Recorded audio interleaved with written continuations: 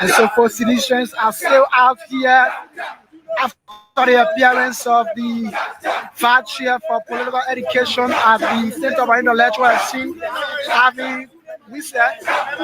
Citizens are now on the principal streets of Monrovia and singing their political slogans. So that's it.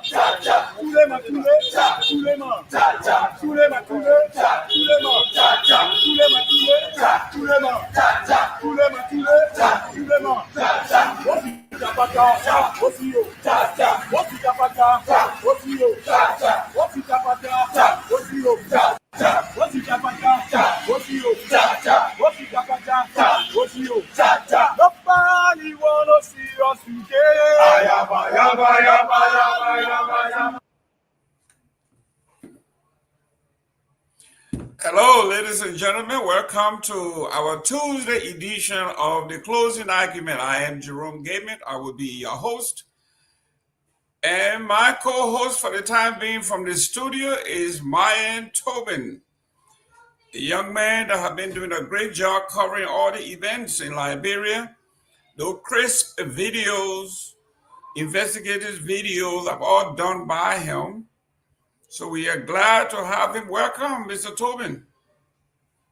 Yeah, how you doing, Mr. Gayman? How you doing? How's the place? How's the family doing? Family is doing well. The twins started school today at Florida Yeah, State. I saw your post. You posted on your Facebook page. I saw it, and I was looking at them. They resemble you.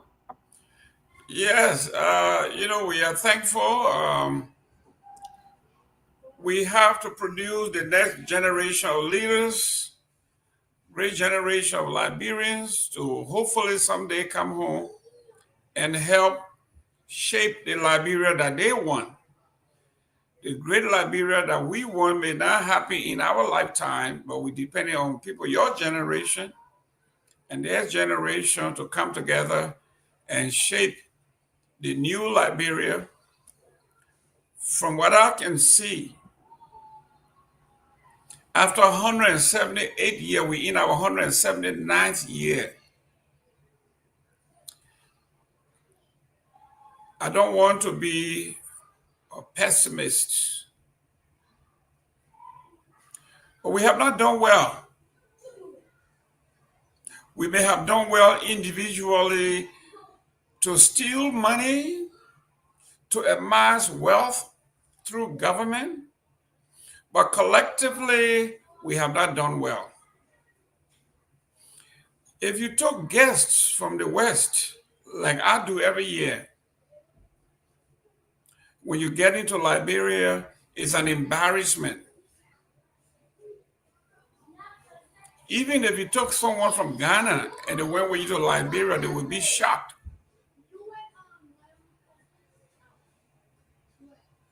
How backward we are.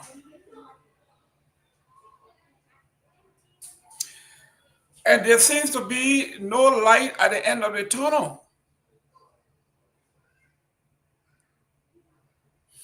There are no developmental plan. There are no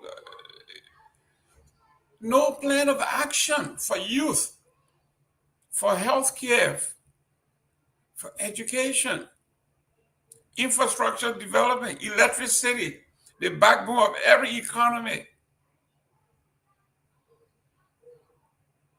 You don't have pipe-borne water for the citizens. People are still dying from cholera. This is 2025. We are 179 years old.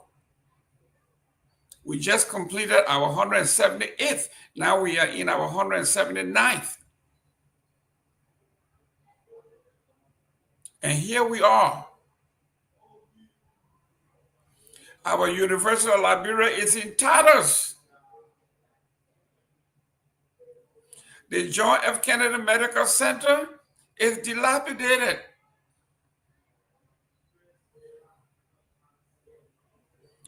That's for another day. Ladies and gentlemen, if you are just joining us, this is the closing argument. Please share the show.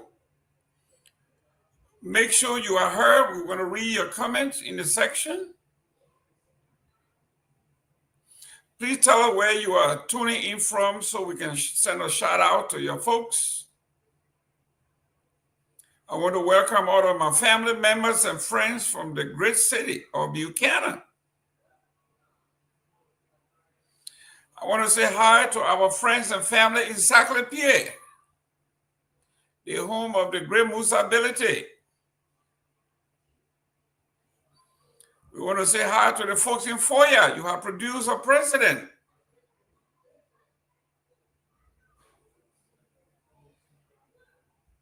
We want to say hello and welcome to the folks from Grand Jide, Chien, Zouedru, Douazon. You have produced a president.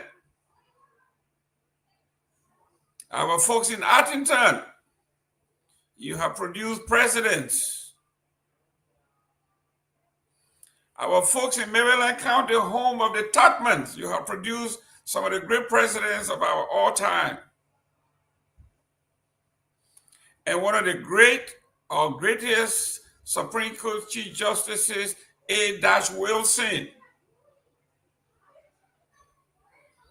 If you are from Upper Buchanan, you have produced presidents. If you are in Basel, please visit the great Stephen Allen Benson.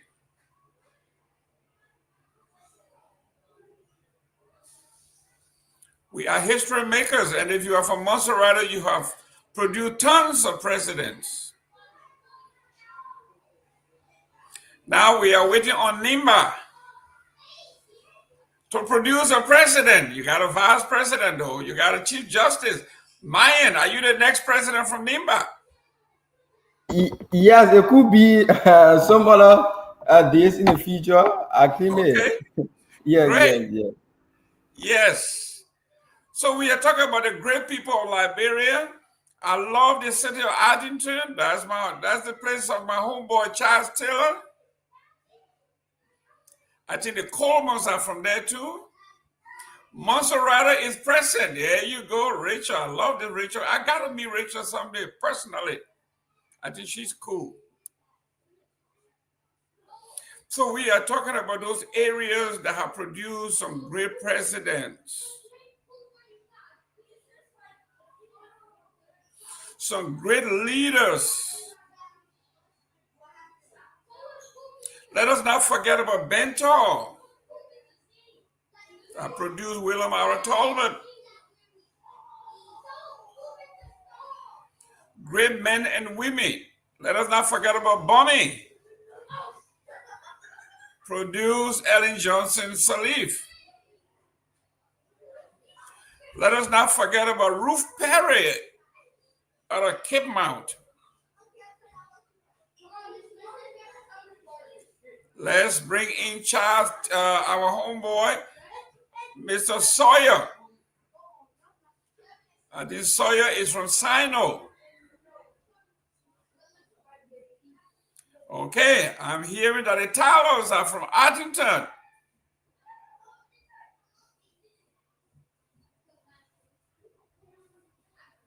So we are talking about great cities, great counties, great people. So what has been our problem? Why is it we are where we are?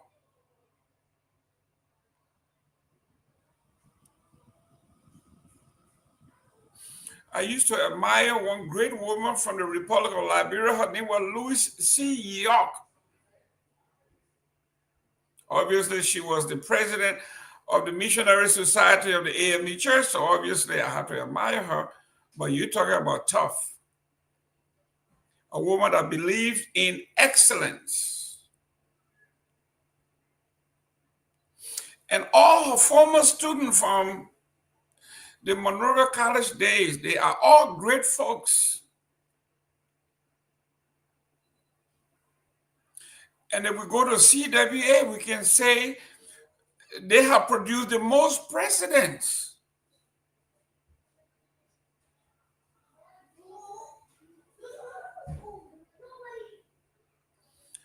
Let's talk about William V. F. Tubman. Let's talk about ACS.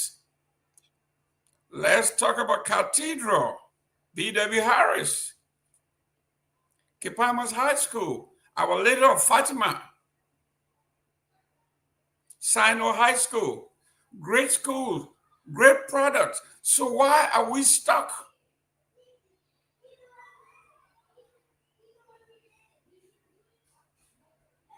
Why are we stuck?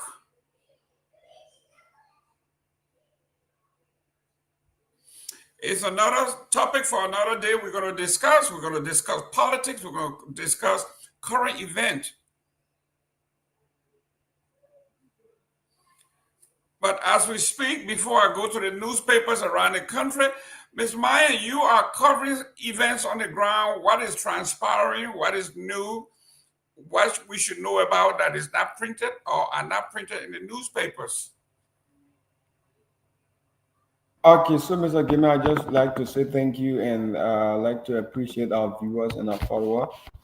For those of whom that are watching and will be listening on the radio a few minutes from now, I will really appreciate them if they keep sharing the show. And let me come out with this first news where the Liberia National, that's the Liberia Drugs Enforcement Agency, broke silent on this LDA chief of operation, where today the LDA suspends chief of operation over leaked audio last night or yesterday, where we leaked this audio. So from yesterday up to today, I've been receiving a lot of calls from other people asking me how you managed to get this queue, how you managed to get this leaked audio or what have you. So I told them, Liberia, we have a lot of cases that we can fight, but it's all about doing proper investigation because we can hear about these things, but to do thorough background investigation, to do thorough fast checking is very difficult. Not all Liberians will get time to go and do fast checking. Not all Liberians will get time to go down way deeper to get the information. Some of them might just hear and then just do a publication without getting the findings about this whole entire issue. So I think it is necessary that we inform our public, we inform our viewers and our listeners about this LDA issue where the chief of operation, the LDA suspended him. And also today we saw in the media there is a fight between, let me just say in this way, because that's how people It's call a it. it's a Nima fight. Is that what it is? That's what I want to say. That's what I want to say. That's it. So it's like it's a Nima fight. You hear me? Yes, we can hear you. Yeah, so people say it's a Nima fight because even during the just in there, that not the by election for the representative, but when the late Senator Prince Ward Johnson died, the by election that was held in Nima County, that by election was something that people predicted ahead of time that after this by election there will be a little crisis within Nima, or there will be a little issue between the vice president and then the speaker Koga. People say a lot of it, and then people doubt it. So as a result of that, today we are seeing it. We are seeing back and forth between the vice president and that of Samuel Gongloe Koga in terms of this entire issue in Nima County. Because if we look at the issue about Nima County, we all see it to be something like all Nimanians need to come together to support the county, not to divide the county because of political reason, Because in the past year, if you really take note of Nima County have been one of the counties within Liberia that have been united, that have been together. When they say they're pushing this person, they'll push you until they get something from out of you. They'll push you until they see that you are successful. So when the by-election was held for the late Senator Prince White Johnson in Nima County, we saw that the vice president was forced. That's why I would say it to be like he was forced to support Onokoga because Onokoga was into the election, and then the vice president don't have anyone to push because Malaide Gongloe is from the opposition, and the vice president also from the ruling party. So you don't want to push someone from the opposition to come and win the election, and then he will not have voice over the country. That's the same thing he was escaping. And today he have already fallen into it because people are praising, people are yummy on Okoga for what is going on because people are considering him to be like a traditional politician. People are considering him to be the godfather of Nema County because most of the opposition right now they are in favor of him. They are in favor of this. So if this was in favor of the ruling party, opposition was going to be lashing at him. But because it's in the favor of the opposition, so the opposition are in favor of him. So they are yelling him for the decision he's taking. And also we are seeing some account on the social media that is claiming to be the account of Onokoga. Let me make this clear out to the public. There's Onokoga posted on his official page when he have 11,000 followers, where he posted on his official page that there's an account that he wore or wear tag. That account is not his official account. So people been seeing a lot of messages, so many texts from that account that if the people from Nima County cannot be able to look at certain things, they cannot be able to support on Okun. Because right now, as we speak, we have a lot of hierarchies, a lot of star from Nima County. They are on the social media. They are in conversation with the vice president of on Okoga. So we also saw on the social media today on Okoga political advisor, that's Anshkon Selepo. He wrote on his official page giving some you will say is like an ultimatum to the vice president that within 30 days, if we cannot address these issues, the senator will leave the MDR, or the Yeah. senator will divide between. Are you hearing me? Yes. Yeah. So the political advisor to Koga, right now he's a member of the CMC. So his name is Anshkon Sedekwo. He won contested as a senatorial candidate in Nima County when the senatorial election was held in Nima. So in outline, that's nine things that he want the vice president to be able to do, that Onokoga and him should be able to work together. So I'll just name out a few of them. So the first Yes. one in our one is the vice president should request the political leader position to the MTR to Senator Koga now. So in giving an ultimatum that it should be done right now, wherein he gave a 30-day ultimatum. If they cannot be able to address this issue, the vice president cannot be able to overshadow the MDR. So he also, in the second one, he said ensure that Koga be the next cabinet chair for Nima County. And the next one was the third one was put US 100,000 in MDR account and allow Koga to the party for convention and retreat the party, the entire MDR. Then it came to the fourth one. He said give MDR at least 4 brand new pickup for operation. Yep. The fifth one, he said give Team Koga 10 presidential appointments / slot, including Arsenal Mental Board. Go to the sixth one. He said provide USA a 75K installation for Koga thanks the tour in Nima. Go and the other Bro and Douala. So he named the other town. And he also lists a lot of things like in the 7th count.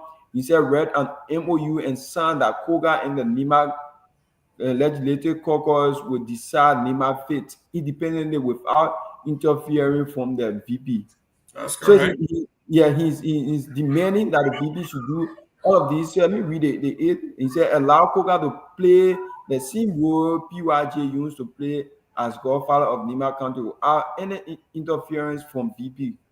And the 9th one is he said allow Koga to set a resolution committee, and that will resolute Nima County and give the community US 150K for its work. And he named a lot of them. So with this kind of information, he gave the vice president 30 days to accept the above item that he named out. So if the vice president cannot be able to accept it, they are not going to work with the vice president, but rather to split and then allow the Nima County people to decide who they want. And we also saw today from that video that we played earlier before the show can start, we also saw seditions. They went out at the party headquarters. According to them, the party headquarters now is now a memorial site, or what they call the party headquarters is a historical site for them, because there are so many things that they used to do within there. There are so many legacy that they left there. So as a result of that, they went to visit our former party headquarters to pay that respect, to pay that homage to the party headquarters. And also we saw again from today, we saw another trending news about recent travel issue about lawmakers leaving their country, going to another country to go and spend a whole month. So now 1 month, 2 months, they just there in another country living their life. So as a result of that, this is the kind of information we are receiving, and a lot of things, and even the LDA, the same LDA issue. So I would just like to talk on one or two where we have the Chief Justice Yami Bese recall August 10th. So by August, the court should be open, where the second quarter of the court will be open for reassignment of legal counsel, and the attorney at law will be reassigned. So, Mr. Gayman, I'd just like to stop there. I think Chief Tomalin just in the back and doing something. So I'd just like to stop there, and then we can conclude. Great. Thank you very much for the update, ladies and gentlemen. Do us a favor, share this show. And if you are tuning in, let us know where you're tuning in from, and we will go from there. But let me hit the different newspapers in Liberia. Let's start with the front page, Africa. It's a LGEA suspend chief of operation over alleged abuse of power. And they have on the front page, they have the photo of Mr. Payne. And it says here, Monrovia, the Liberian Drug Enforcement Agency, LGEA, has suspended its chief of operations, Abraham O. Payne, U704, after an audio recording surfaced alleging implicating him in ordering the release of his daughter, who was reportedly arrested in a ghetto. In the leaked recording, Mr. P is allegedly heard instructing a junior officer to free his daughter and threatening the officer after he refused to comply. LGA Director General Anthony K. Sewell confirmed the suspension on Tuesday, which is today, saying Mr. Payne has been referred to the Board of Internal Inquiry and Professional Standards for investigation. The LGA frowns upon such alleged actions, which is proving undermines the integrity of the agency and compromises the fight against illicit drugs, the agency said. The agency has also advised the public and all stakeholders to refrain from conducting any official business with Mr. Payne until the probe is concluded. Reaffirming its zero tolerance policy on misconduct, the LDA show that no officer, regardless of position or rank, is above the law. That is the release carried by Front Page Africa. Front Page Africa also has an article that says, basically, government bans shisha. Unlicensed tramadol sparks mixed review and reaction. Top officials split on the decisions. Top government official decision makers are split on the government's suspension. And it says a lot about who we are. The government of Liberia's decision to ban the sale and use of shisha and unlicensed tramadol has sparked heated debate across political and social cycles, with top officials sharply divided over whether the move was a necessary step up to protect public health or a miscalculated policy that could backfire. Basically, some are saying this was a knee-jerk reaction by this administration. It was not thoroughly thought out. The Ministry of Health last week announced a sweeping ban on the two substances, citing rising health risk and widespread use among young people.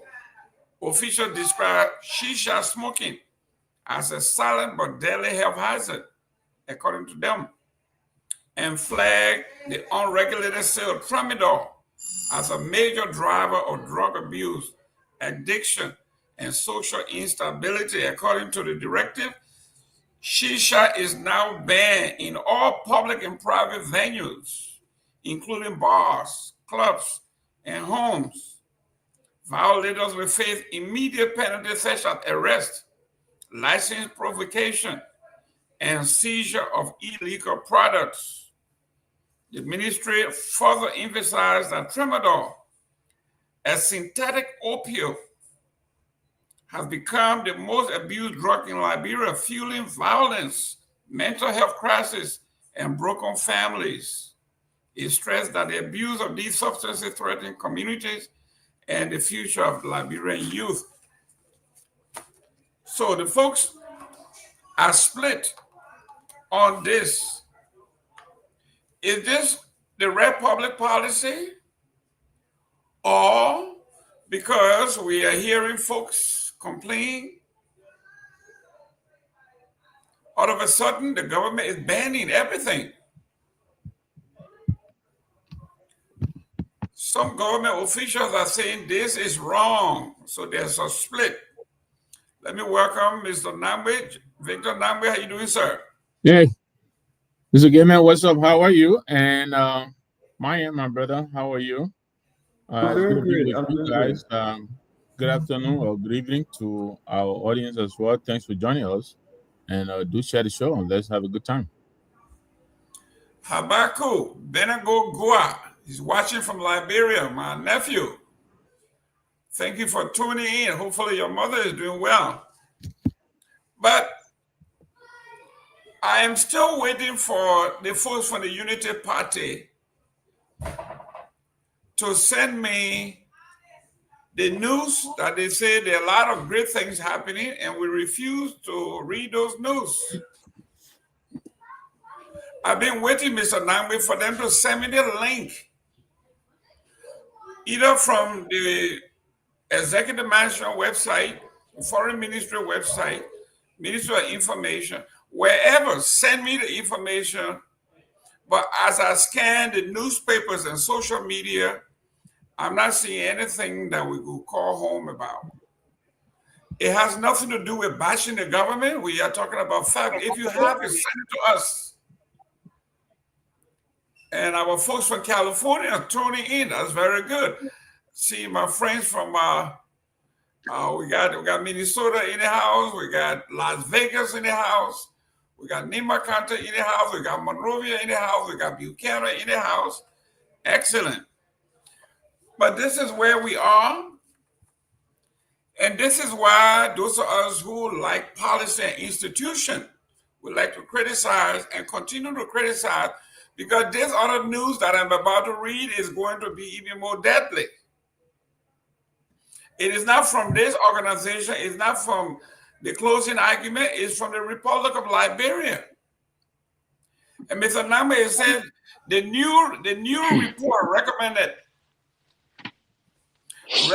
holistic approach to drug crisis, call for joint task force against drug trafficking in the Myean River area. Now, you and I know, if you were a government in waiting and you have criticized the CDC government for 6 years, and you come to power and we are headed into your 3rd year, and you are just getting a report, and the report is telling you that you need a joint task force, you need a comprehensive, then you and I know this years back that to address drugs, you needed to be comprehensive, you needed to be research-based, you needed professional folks to take care of this. So how in the world now we are going into the 3rd year, and they are telling us that they just got a report? I just reminded them that this thing needs to be done holistically. And you're going to come out and say we are bashing government? Please. Let me read the first page, then I will turn it over to you here. It said, new report recommend holistic approach to drug crisis, call for joint task force against drug trafficking in the Myean River area. I'm saying this because when President Walker was vice president, he and the president was coming from Sierra Leone, and within the president's motorcade, they found drugs. People were smoking drugs. So how can this government tell me now that they are just finding out that we need a comprehensive? It said the new EU-backed report warns Liberia faces a drug issue. They call it, if we are talking about a drug under major apocalypse that need a holistic approach to combat. Researchers say the growing number of users, now 1 in 5 Liberian young people, is driven by unemployment, broken families, and dealers targeting school kids now. They are breaking new ground, targeting school kids. The Liberian Drug Enforcement Agency admits it is crippled by lack of resources, while civil society accuses government of hypocrisy. An expert call for treatment, education, and community action rather than punishment. In Monrovia, Liberia is facing a full-blown drug crisis according to a new report that found the reasons for the crisis are rooted in poverty, failures of post-war justice, unemployment, and the growing regional drug trade. The report says the first to look at the reasons for the growing problem recommends a holistic approach from government and partners, including creation of a regional body that can combat the growing trade.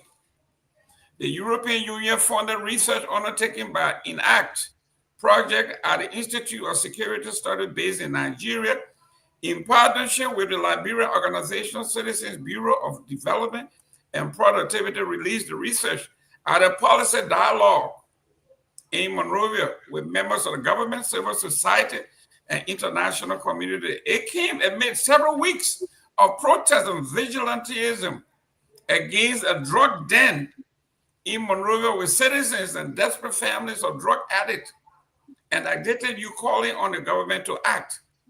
Civil society actors have raised concern that vigilantism could lead to violence and violation of human rights and fuel distrust in the rule of law. Let me welcome Honorable Pewee and Robert Garguah. Guys, welcome to the show. Thank you, Mr. Gayman. Thank you so much. Good to be on with Mr. Nagbe and the foreign diplomat of of our time.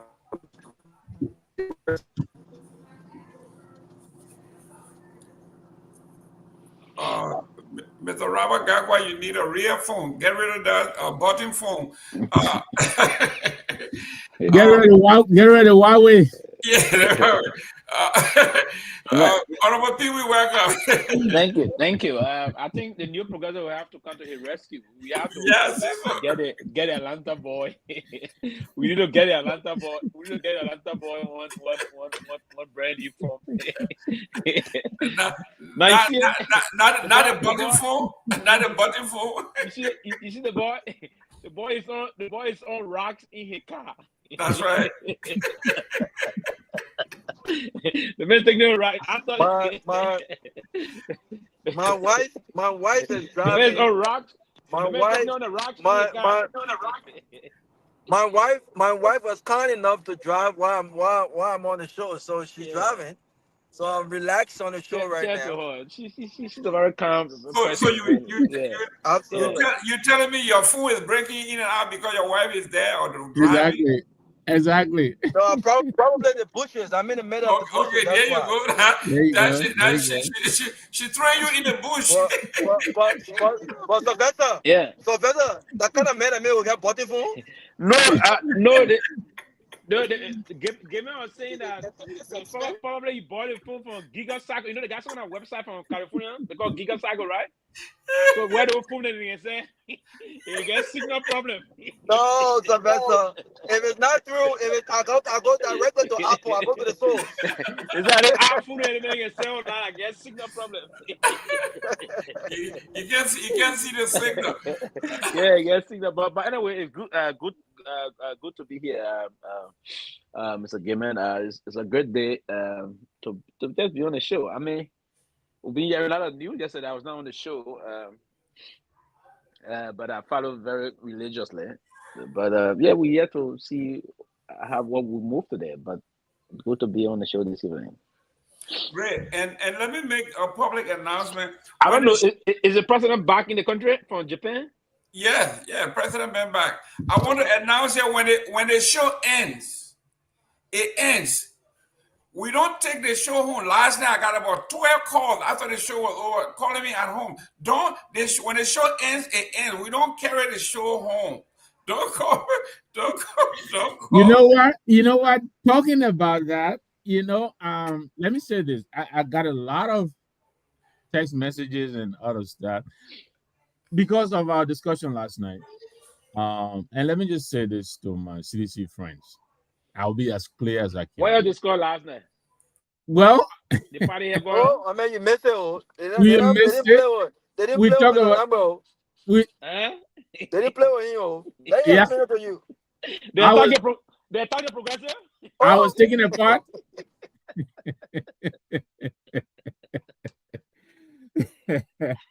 Jerome and Robert could not defend me enough. I mean, it was crazy. But let me say this. Yesterday, what I said was this, and I'll be clear. The CDC. You got me say again, look after you. Let me say my part, and then they will go ahead and take it whichever way. I said yesterday, the CDC, the ANC, all these, we are all in the same boat. We are all opposition brethren. I said that yesterday. Then I said, the CDC deserves some tough love. Just like a parent will show their offspring, their child, tough love. Like this LDA officer should have done to his daughter. Yes, you love your child, but when they do right, you praise them. When they do wrong, you got to also chastise them. I said, the way the CDC was evicted, they seem to have been evicted and caught with their pants down.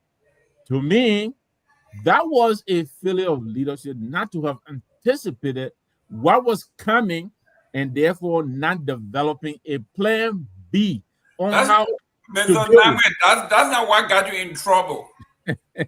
What got you in trouble is the fundraising. The fundraising part of it, that's where I'm going. So I said to them, I saw Eugene Nagbe on another network begging for money. He shouldn't be doing that because he got money pulling out of all of his orifices. And then that, of course, Helena Flomo. And all these people got on me. Now, let me say this. As we're coming here, right? There is a forum now developing over the Sarah, over the Cyril in the background pushing on fire. Go ahead. no, pushing fire, calling out the people. So now there is a controversy developing over the exclusion of Akara's grade, and now John Ubuti apparently has asked to be removed from the list. Isn't that a management crisis we are witnessing here? But then if I say it, our guys get upset with me, they call me names, and so I'm not going to say it. I'm just going to say this to my CDC brothers and sisters. All I said was, let's tighten up our management system.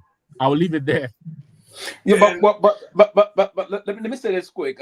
John Ubuti situation, I predicted it. I said it when I saw his name yesterday in the release, and I knew, quite frankly, either he was going to go quietly and announce that he'd be removed, because John Ubuti he's out to do business with the current government.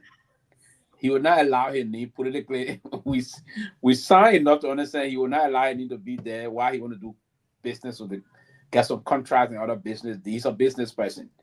And the only thing I want to call on a lot of politicians in the country, if you want to be into politics, be an independent money boy. If you are not an independent money boy, you cannot take a side in Liberia politics. Other than that, the government will twist you up. They will arm twist you. But again, I don't want to take us back to yesterday's discussion. But I will say this relative to the whole CDC saga.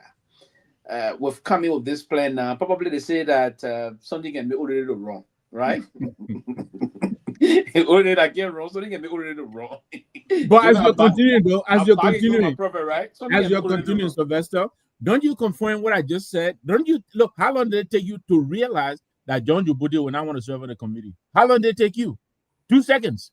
You think a good manager would not have realized that before putting his name on the committee? Isn't that what I was saying yesterday? Look, Mr. Nagbe, I said it here. This is day number 2. I said it. I say Janga Ko has to resign. Jefferson Koji has to resign, because if you are running a premier club and your club is relegated, they do not carry you to bring that club back. You have to go. The management is bad. No. If the club is relegated because the president and board of directors did not support the club, the manager wouldn't be in problem. Nope. Listen, so we hire you to keep our team to win the Premier League. If you can't do it, I don't want to slip my thought on this quickly. Let me just go ahead. On this whole saga yesterday. Yes. I believe sincerely that the CDC as a political institution and a grassroots-based political institution is unfortunate to find herself where they are now. But I'm sincerely convinced that this government also, there's some major political manipulation here. Certain situations seriously. Of course. Those things behind the scenes got politically motivated. Now, the Supreme Court did rule on this case, and Supreme Court is more supreme in terms of our jurisprudence than the lower court. The Supreme Court ruled on them while they said that the police is still moving to enforce. The enforceability is not a problem, but the Supreme Court already ruled on this. How now you want to come and enforce a lower court ruling? That's not my problem. Now, listen, I would say this: the CDC should have done this ever since before now, and I will a little bit say ever since before now, not to buy that party headquarters, because my information is that the party headquarters been in dispute for many years. Remember, the CDC was evicted before from that very same party headquarters. They were evicted in 2007, 2008. They got evicted. It's the second time. Now, I think this time around it's going to be fun, but they got evicted before. So I thought there should have been some plan to secure somewhere for the party, or more or less. But I think the government's playing some hand beyond this. And again, everywhere in the world, where politics is changing, the government will manipulate certain situations. But again, now that we find ourselves here, and seeing names, the way the party is moving now, and as I stated, something can make a little wrong. You see, the president released statement stated yesterday that they're going to be having a brand new party headquarters in a year time. Mm-hmm. So meaning, if the blind man says, I'm going to stone you, he already got the rocks in his hand. But what I'm trying to say here is that it's unfortunate that it had to end this way for the party. And some of those guys that do have some personal, they got some personal ties with the party. There are some folks, and that's what I was talking to Tomalin the last time about. There are some folks that they see the party as their religion. There are some folks in Liberia that see the party as their religion. Now, one of them lamented, and I fear his lamentation, if you will. He lamented about the sycamore tree. And I came close to sobbing, right? When he said that this is what kept us moving. Some of them don't have jobs. Some of them will go to the party headquarters to pay their allegiance to this party. They will sit there from 6 in the morning. Sometimes they will leave from that party headquarters going to 12 a.m. or even sleep there. They will congregate. It was a convergent point for them. It's a kind of and that's why yesterday when I heard this on Saturday, I felt a little bit emotional, Jerome, on a serious note.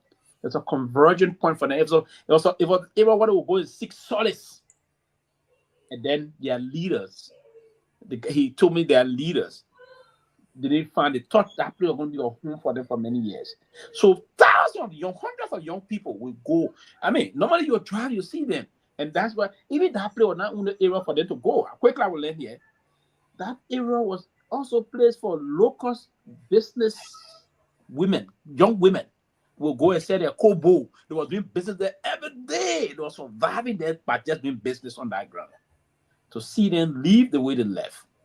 They hurt other people. Myself, I'm hurting on that, right? But again, the party will just have to muster up the courage.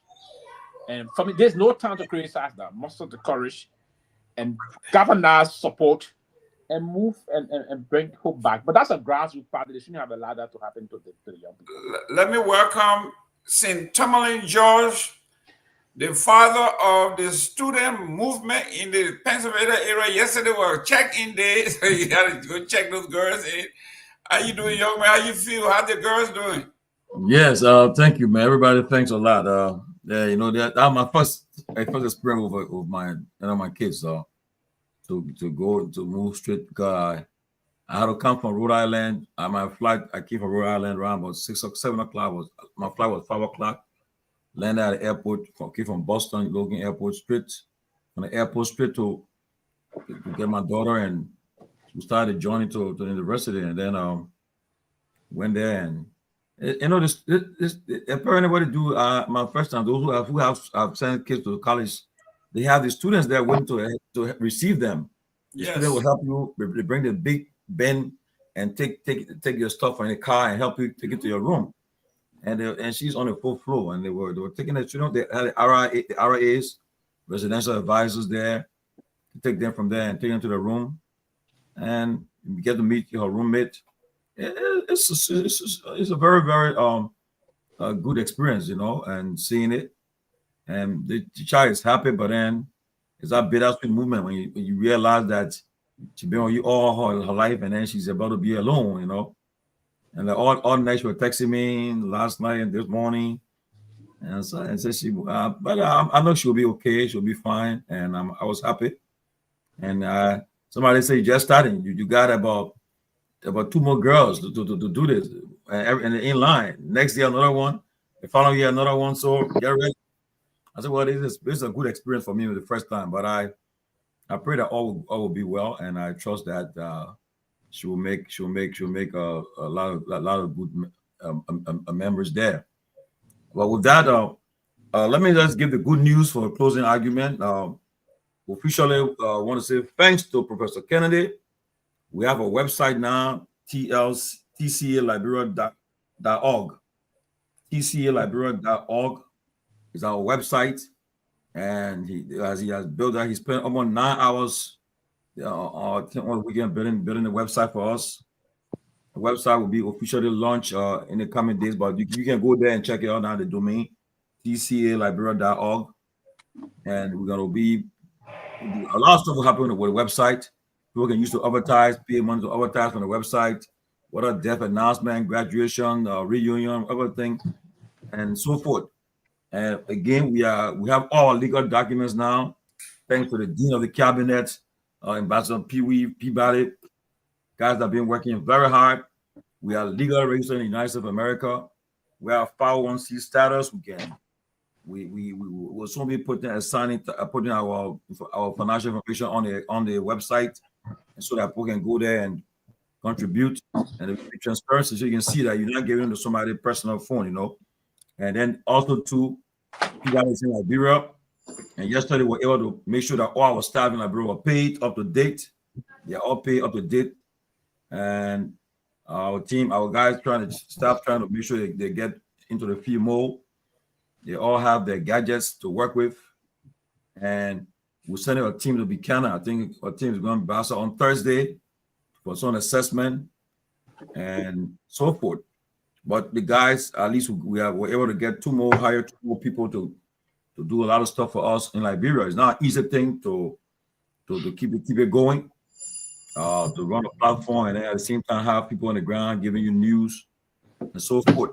Some challenges there, but we are making progress and we are expanding so that by the time we come to next year, I can show you all that will be bigger. And then with the website being launched now, we're gonna expand more and more, and we're gonna continue to expand. I'll do our best, because at the end of the day, you want to be when we're running a platform, you want to be independent, try your best to be in the middle.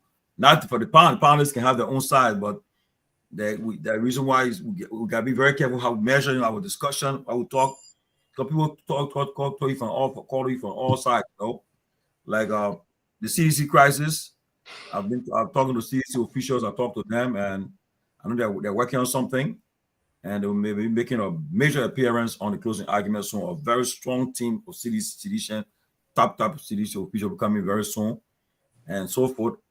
But the people said, during the weekend we had a lot of news coming back and forth. But my take on the CDC crisis, very short, is that I told people in the UP government, I said, look, what you guys did, there's a party that have been existing for 20 some more years, and the history and the memory, you just started to just demolish it, regardless of what happened. Like somebody, like you're right, Mr. Gayman, you and Mr. Nagbe, yesterday, the politics, right? When into politics, the goal of unity party is to ensure that CDC is dismantled. Yeah. Because the CDC are the threat to the existence of holding to power. So when in that position, what you try to do in politics, our politics is all about try to outsmart your opponents and take them out of the game, and that's the goal. But what we're getting to find out is that some official CDC that personally now playing they are trying to leave CDC because they're under pressure. I won't call it as an official right now who I know he been saying things because if he don't do it, they will come after him. What happened in America now? See what happened in America now? Our board just using all kind of orders. I think he tried to move the Federal Reserve later today. They want to say, I'm not resigning. I will stay there. I will take you to court. You have not tried to remove me. And he's sending troops over. So that was happening. People are using force to do. They will come and say, Mr. Gayman, we got evidence on what we got on you. Talk. They start attacking CDC now, whatever the case, and you want to do it because you're afraid. But I can say, look, the deputy speaker got to be careful. I won't be surprised before the end of the year or next year, his friends will remove him too to go after him. You got to be very careful. And the fighting have just started. Election have just started. 2029 election have started, and you will see more action. Certain things we've been told to keep quiet on it because we got to make sure that it's authentic before we come with it. But I can say that election have started, the battle have started. So Nagbe, I said yesterday, I think you were my MVP yesterday. You came out strong. That's how apparently will talk. Be fearless, somebody who is fearless and say as it is. What I like about you you don't bite your tongue, That's it, But the UP didn't do seriously well. The president arrived from Japan empty-handed. He with nothing. That's the first thing. And they asked him the question about CDC, and he said, and his response tells you that he was behind this whole thing. Yeah, it's nothing like rocket science to find out whether he was behind or not. It shows he was behind it. They're behind it, and that's their goal. And those who are on video there and share the T's and C's, doing all kind of stuff. Tomorrow, these videos will hunt them. One thing on social media nowadays, they get history on everybody. Well, we have to be careful how we stop things, because the minute you say something here, the guy you already queuing. Tomorrow they say, let him have video for what he said. That was not happening. On the issue of the VP and the Koga, all I would say for now, from my end, I would say I'll remain quiet for it. I'm not going to comment on it at all. I'm not going to comment on it for now. On the issue of the Minister of State, the new Minister of State, I told you, I said, I promise you, by the end of the week, I'll tell you who will be the Minister of State. Okay. I'll tell you, I'll let you know before the weekend who will be the Minister of State. You'll be shocked, but you'll hear the news, you know. We'll break the news here. Okay. Most people will be shocked, but I'm telling you, but that's the president's decision. So, but I want to say thanks to everybody, and let us continue to do our best. The 2029 election have already started. It will be a battle of for the soul of Liberia. It will be a fight. We'll continue. We'll just got to be there to be part of it. Our platform will be available.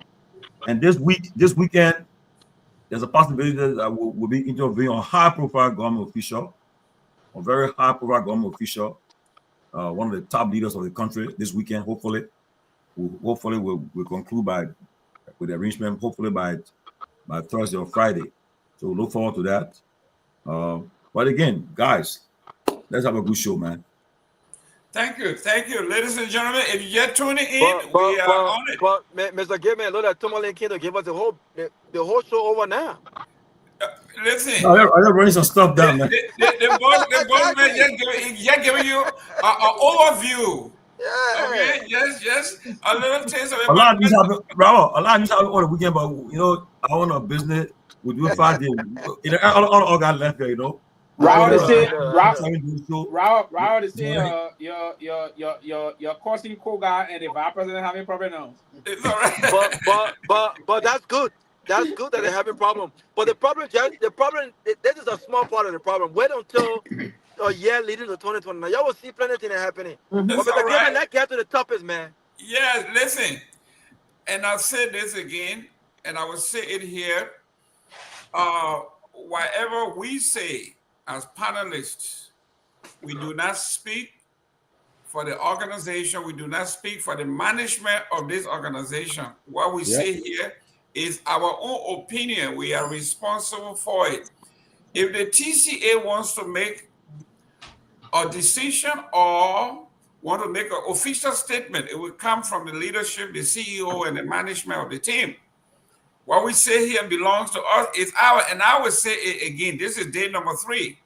I am calling for the resignation of Kowo, the leadership of the CDC, including Jefferson Koji.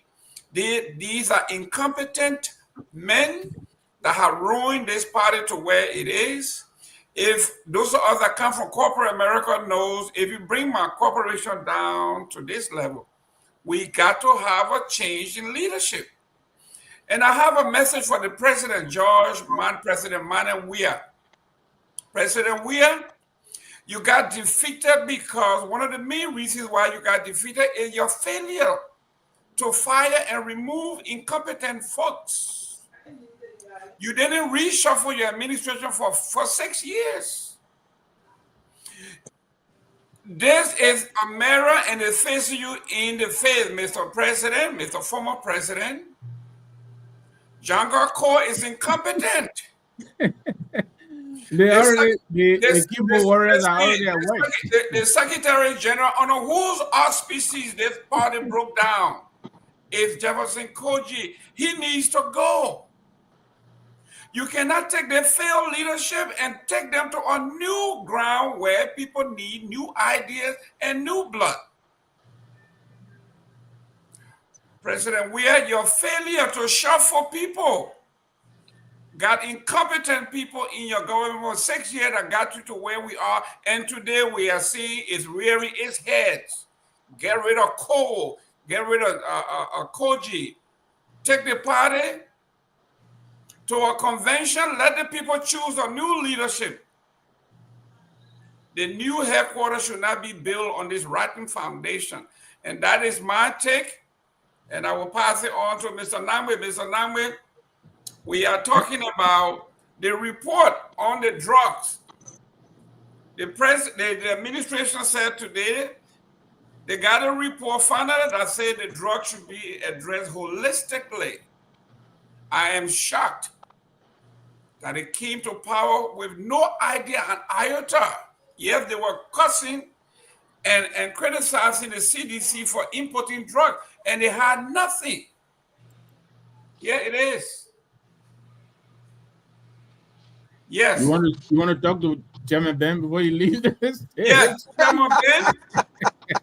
Chairman Ben, when we are talking here, we address Liberian politics, Liberian issue. We discuss ANC, we discuss the True We Party, we discuss CMC, we discuss CDC. Why are you worried about the People Party? Yes, we are here to tell you what is wrong with everybody. Don't we hear every day that CMC got problem? Don't you tell us? Don't you got criticized? Musa Ability is on the menu every day.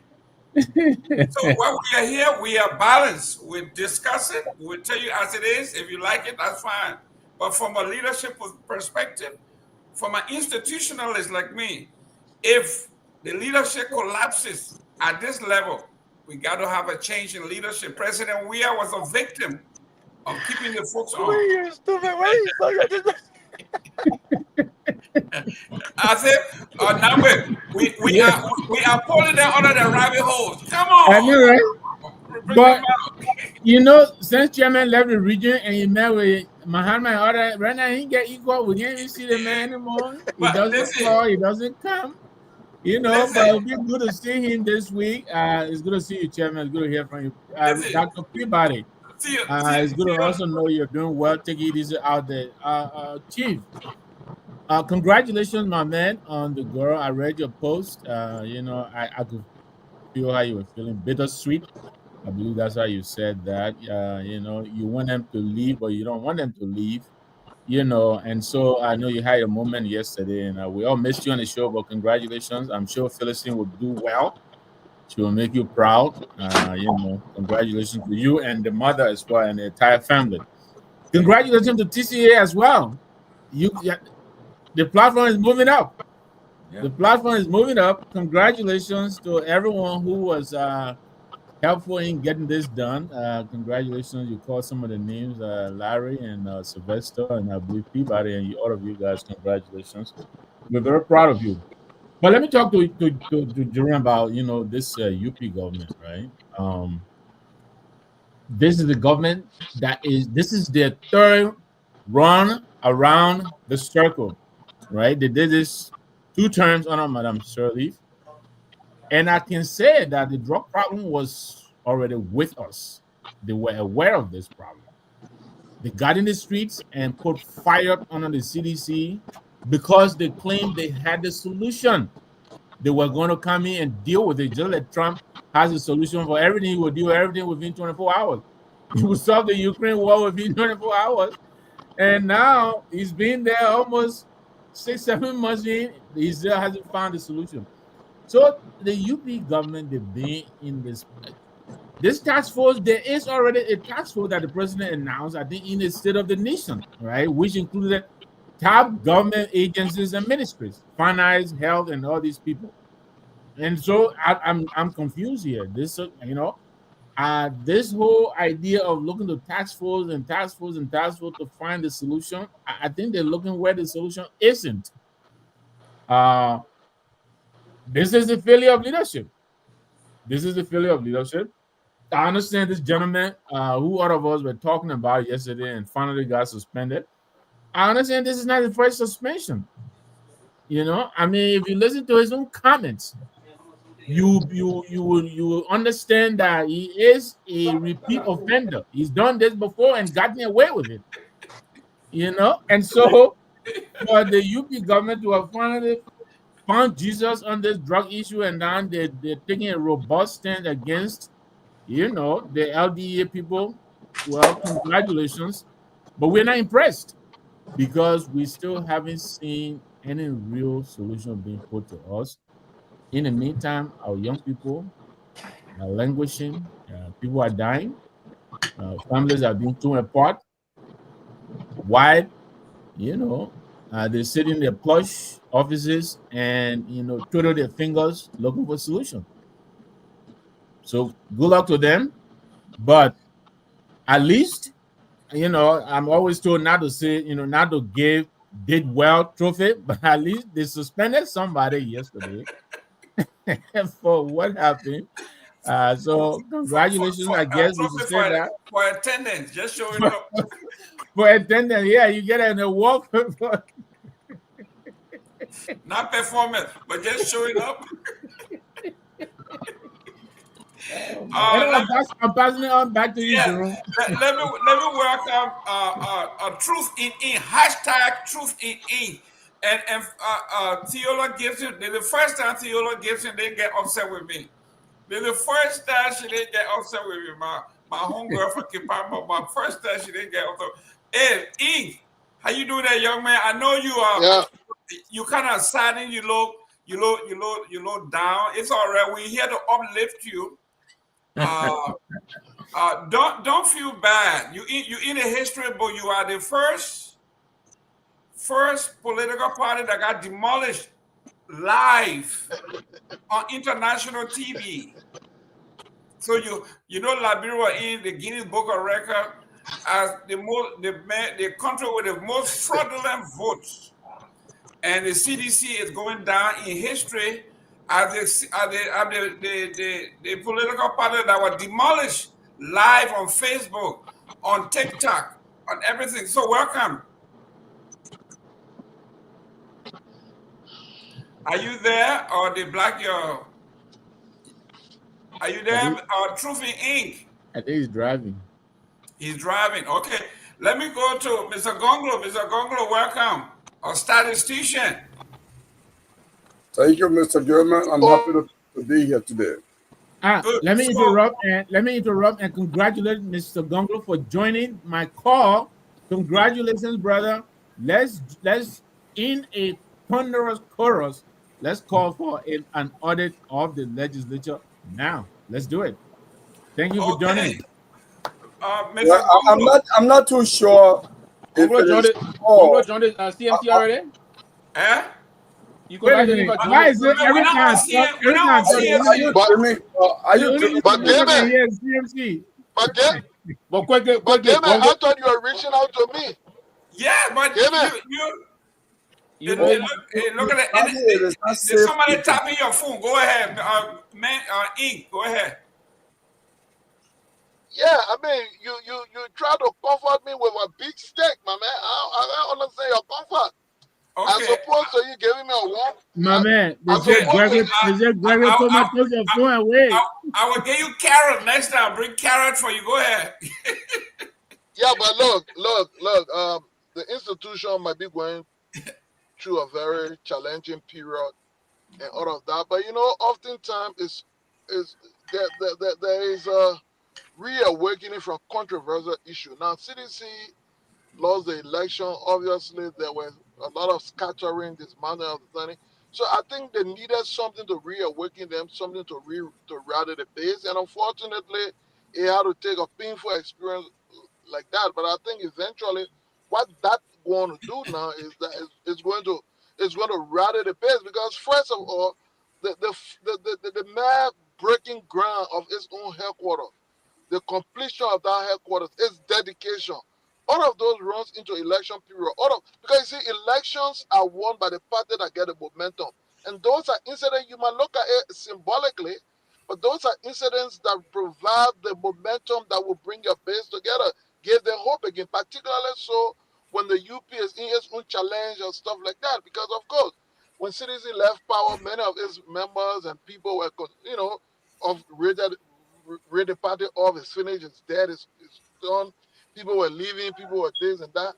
Now you go, you broke their home, a home that they have a lot of emotional attachment to. They believe that it was politically motivated.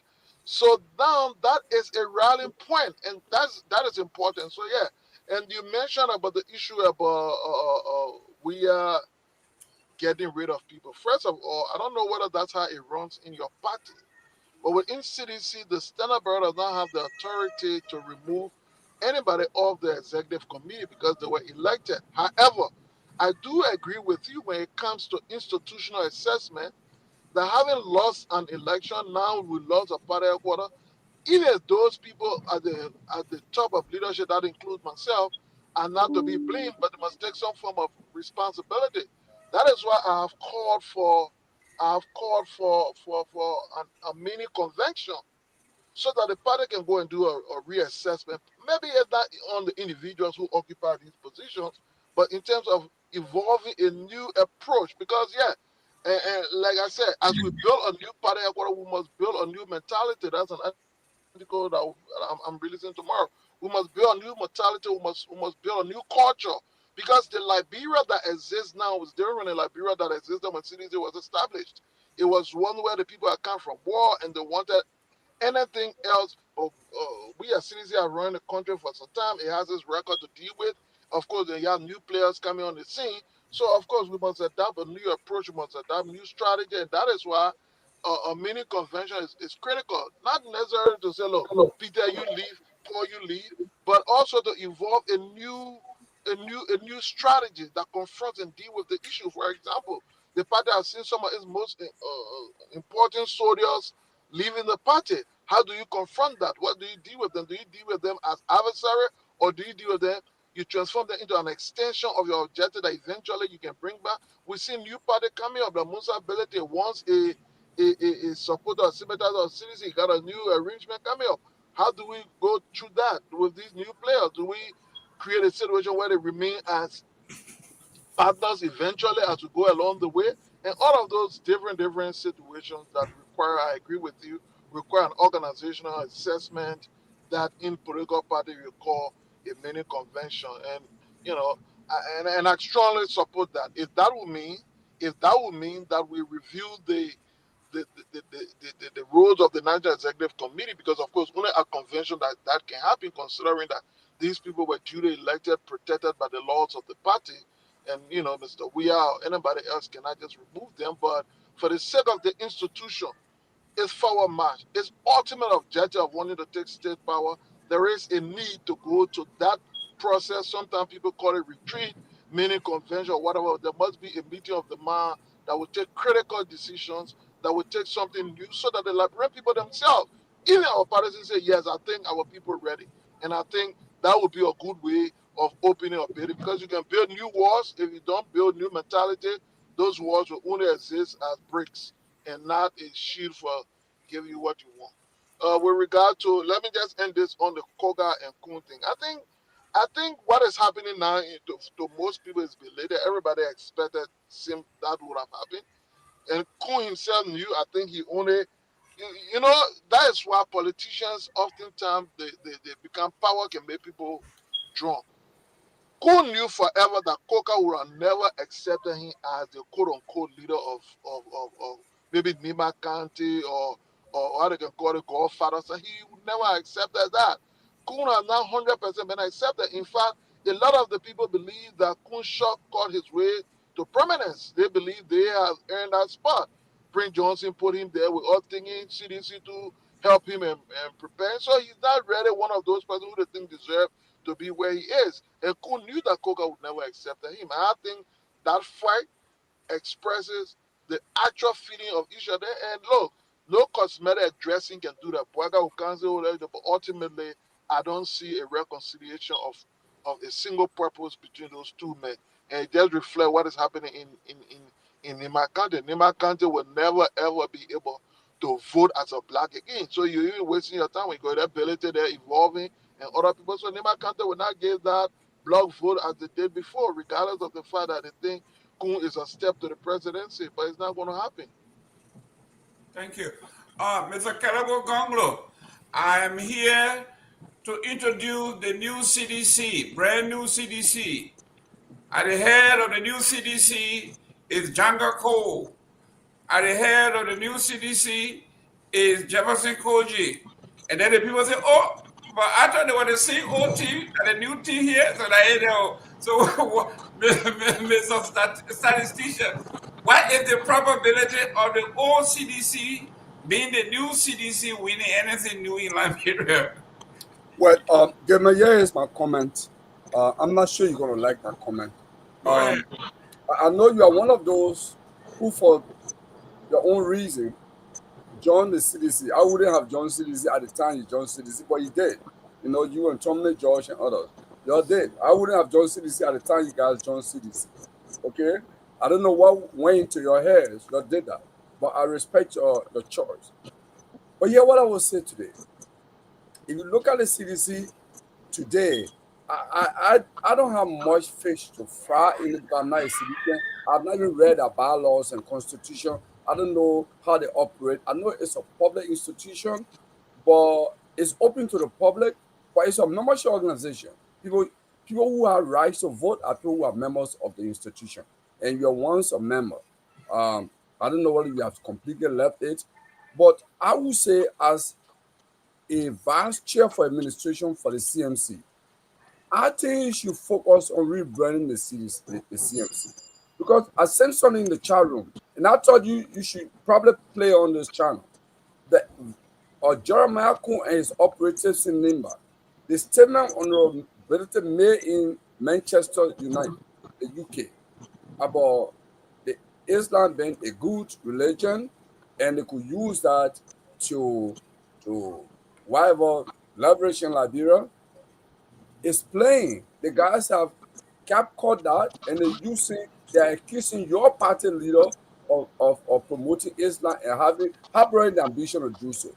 I don't agree with that, but that's something CMC should be dealing with now, as opposed to have losing sleepless night on an internal issue of the CDC.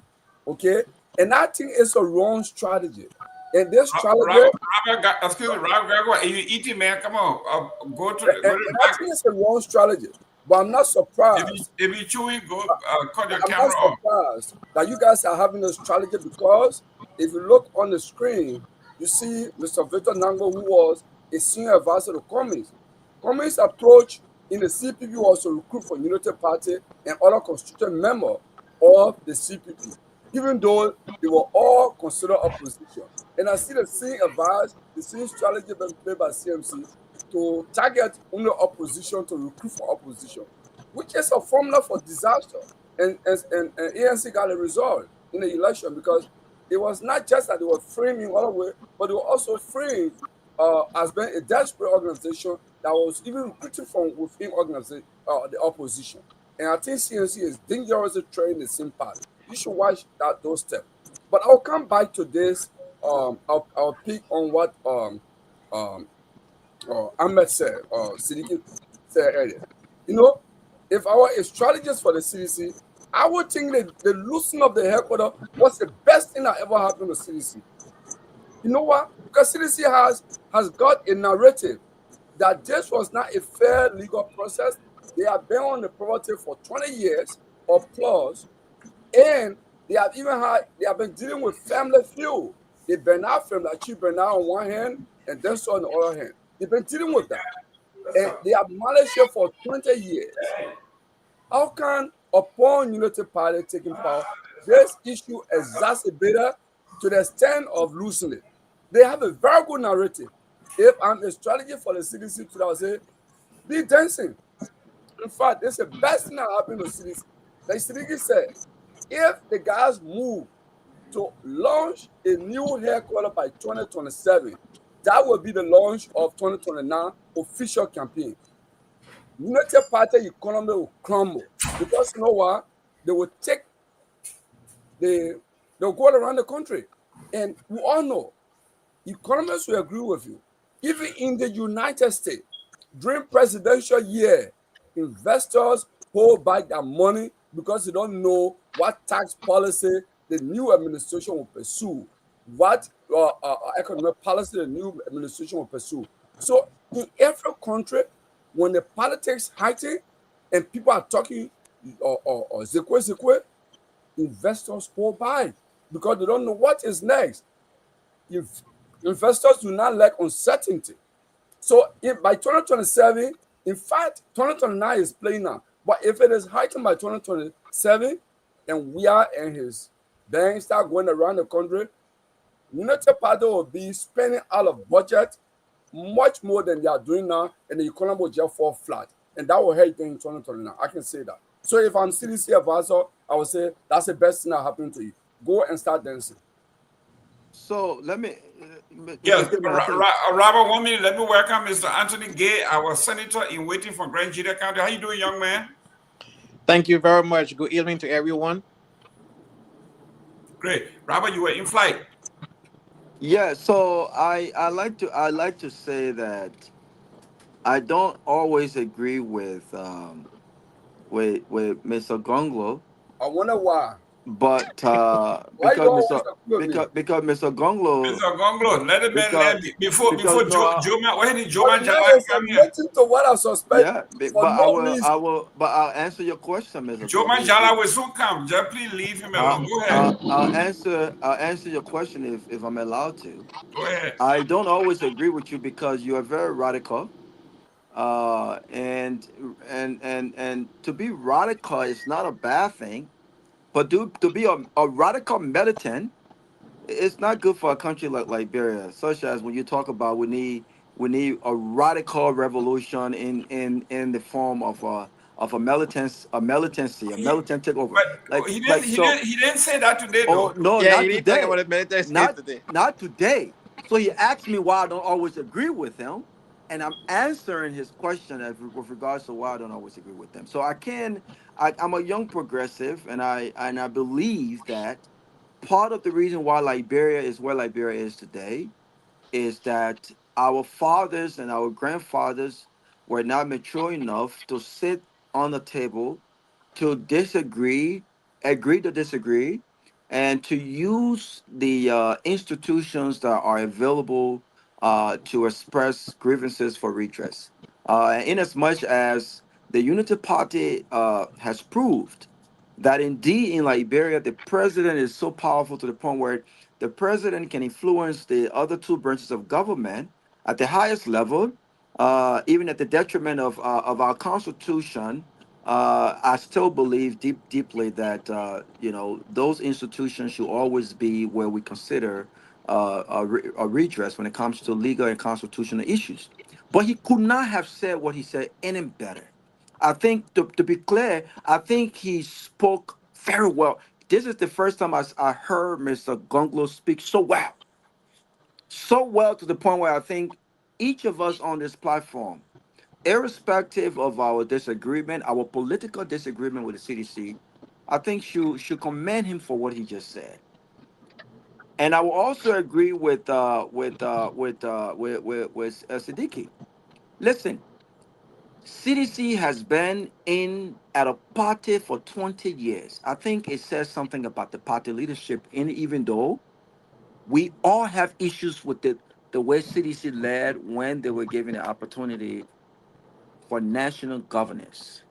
But this is not an irresponsible party with regards to maintaining a political headquarters, even if it were not their own, for 20 something years with no issues, with no issues, no issue with regards to paying rent, no issues, even though there were internal issues with the multiple owners of the place.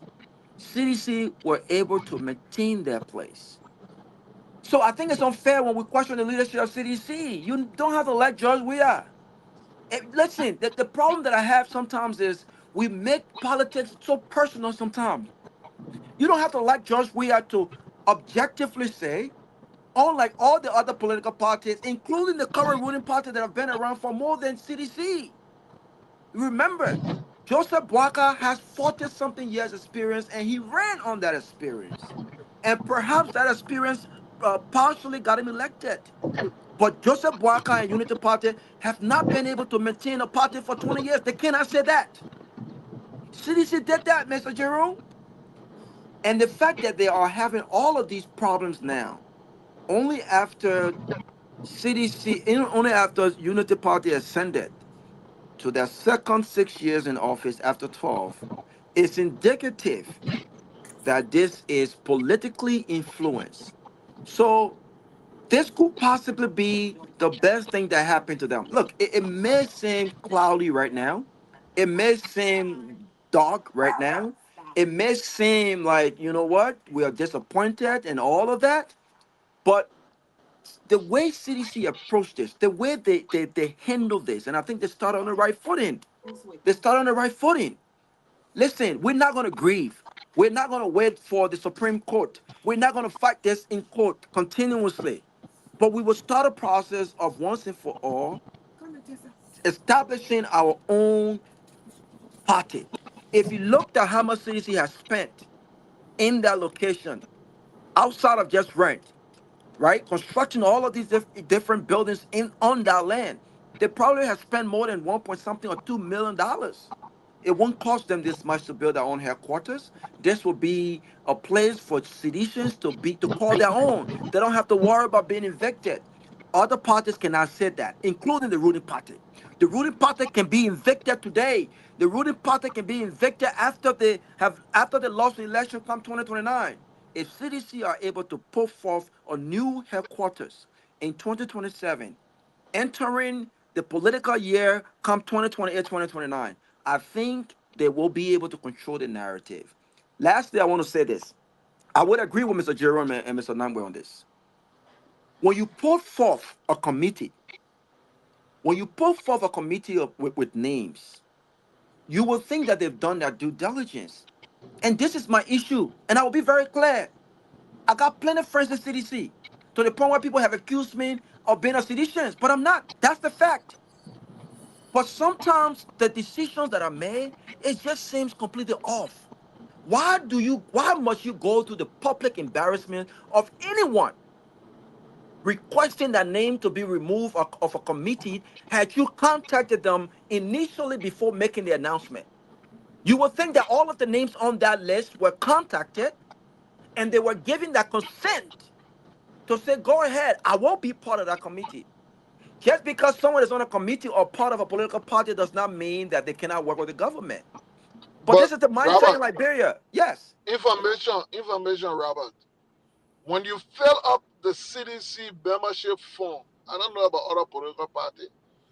At that point, you commit yourself. You agreed to be prepared at all and any time to perform. That's not an excuse, man. That move No, on. no, no. But Yes. I'm coming. You should Wait know. for me now. Wait for me. Let me land real quick. Move on, man. Wait for me You now. but you already Excuse made me. the point. Listen. Robert, Let me land. You made the point. it's a point of information. Go ahead, Okay. Seleke, real quick.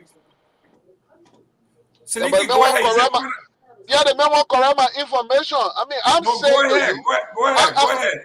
I'm not excusing why a president will not be consulted for anything. But I'm saying to you, when you sign the CDC membership form, you consent to those things. There could be emergency. There could be days you agree to provide your service at the request of the party at any time. So the National Executive Committee, through the office of the political leader, consider that agreement and looking at the issue of urgency. This was a political crisis. The party was in disarray. The politics were crying. So I'm saying to you, point them. Period. no, my man, they're not government yet. The political party, our political party get away to operate. Yeah, government in waiting. It's a loose party, right? Robert. But not lose, not be lose. I'm saying to you, when you sign a membership form, Information considered. Let's move on. So, yeah, when so you go get credit card and you agree to all the terms and conditions on it, that's what I'm telling you. No. Siddiqui, as an executive member, Does that include without your consultation as well? As an executive member of the I'm CDC, sorry?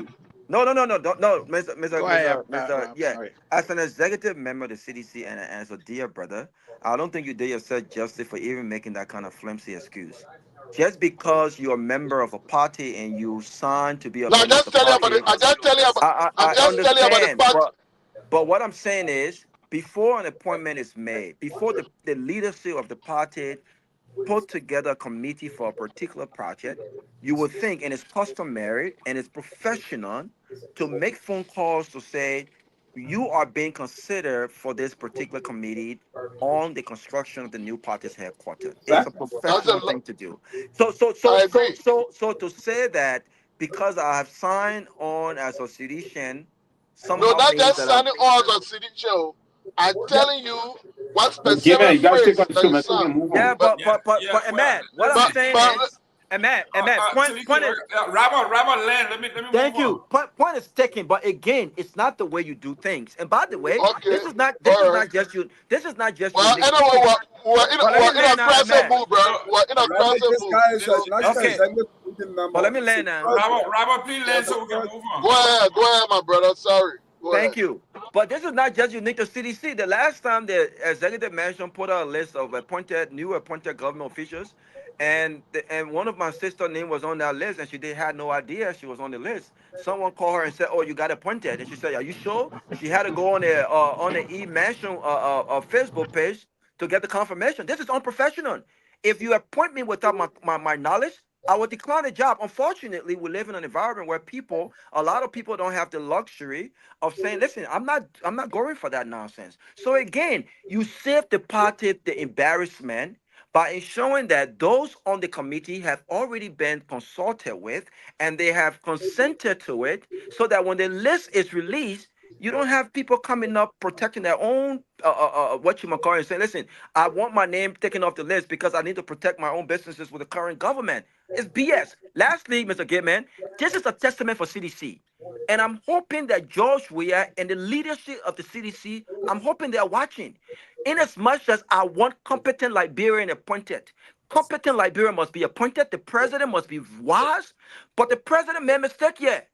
The president went above and beyond to extend favor to individuals that just did not have, they didn't have his loyalty.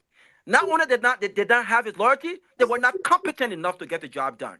So all of this is happening after CDC is not in power. And there's this thing that says, you know who your true friends are when you have nothing to offer them. You know who your true friends are. You know people who will still call you Mr. Gayman, people who will still consider you as a brother, as a sister, when you're not in a position of power to offer them favors. Those are your real friends. And I hope CDC and the president understands now who their real friends are, so that when they are given the opportunity again to serve, they are surrounded by real friends. They are surrounded by competent people and people who will criticize them in the interest of the country. Not these self-aggrandizement, greedy idiots. Thank you. Let me welcome Seleke Kromah. Mr. Kromah, how you doing there, sir? Doing good, Mr. Gayman. Great. Thank you. Good evening, everybody. Good. Mr. Anthony Gay, again, those of us who come from they call institutionalists, we will never be anything in Liberia because, first of all, the institutions that I come from, they have something called a nominating committee. That is the committee that goes out and vet people. And then after they have done all that, they submit it to the CEO and say, these are the names, these are the people. They have met all the requirements as set out by the Constitution or the CDC or the ANC or whatever. They have met all the requirements, and now you can choose. And this is how it usually works.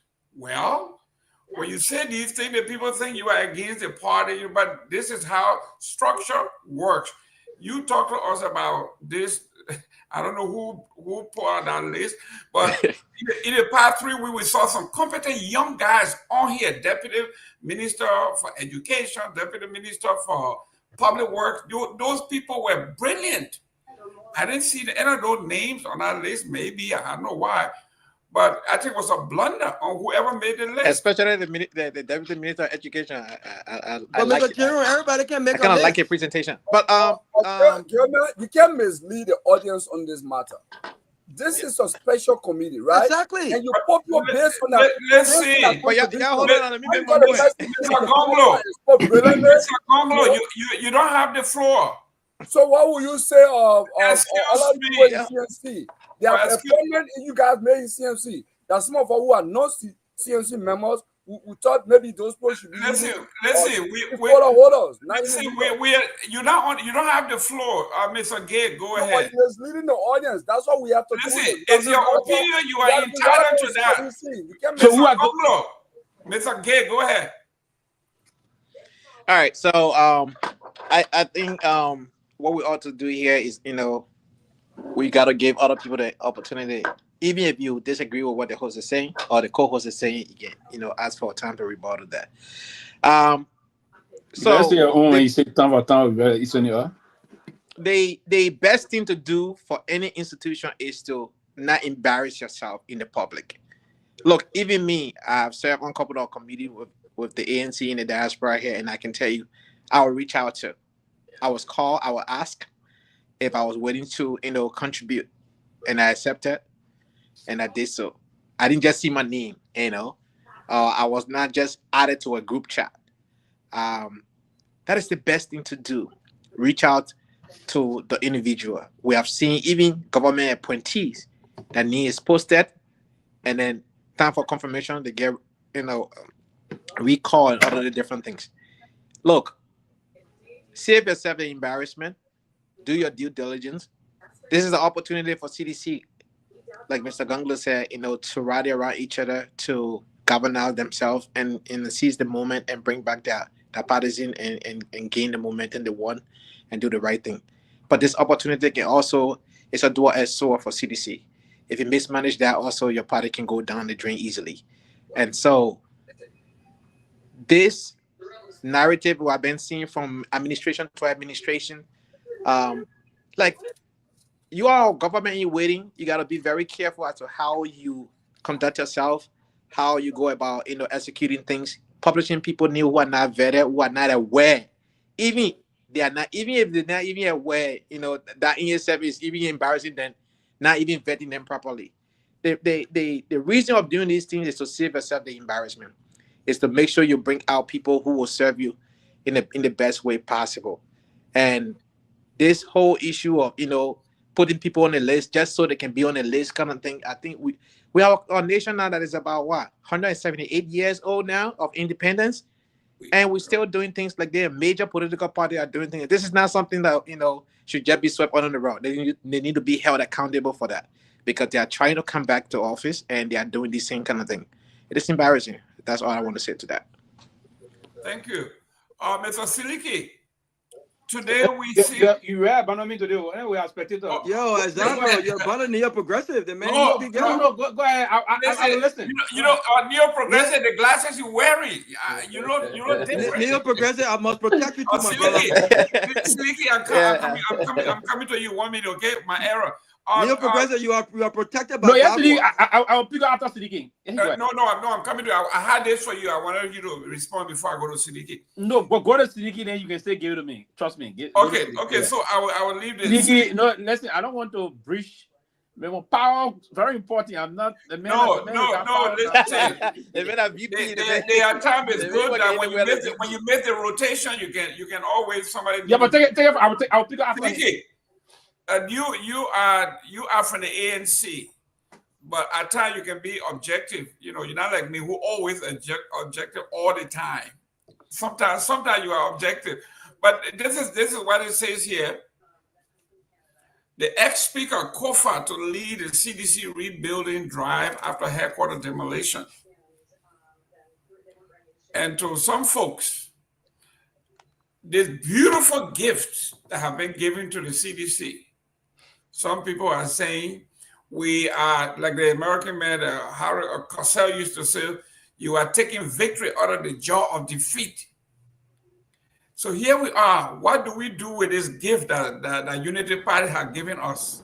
And some people say right off the bat, we fumble by coming with a list. People name one that were not consulted, and the folks are saying, no, man, please take me off the list. Okay, Seleke is now ready. I'm ready, Mr. Gayman. Okay, so you got it. Go ahead. Okay.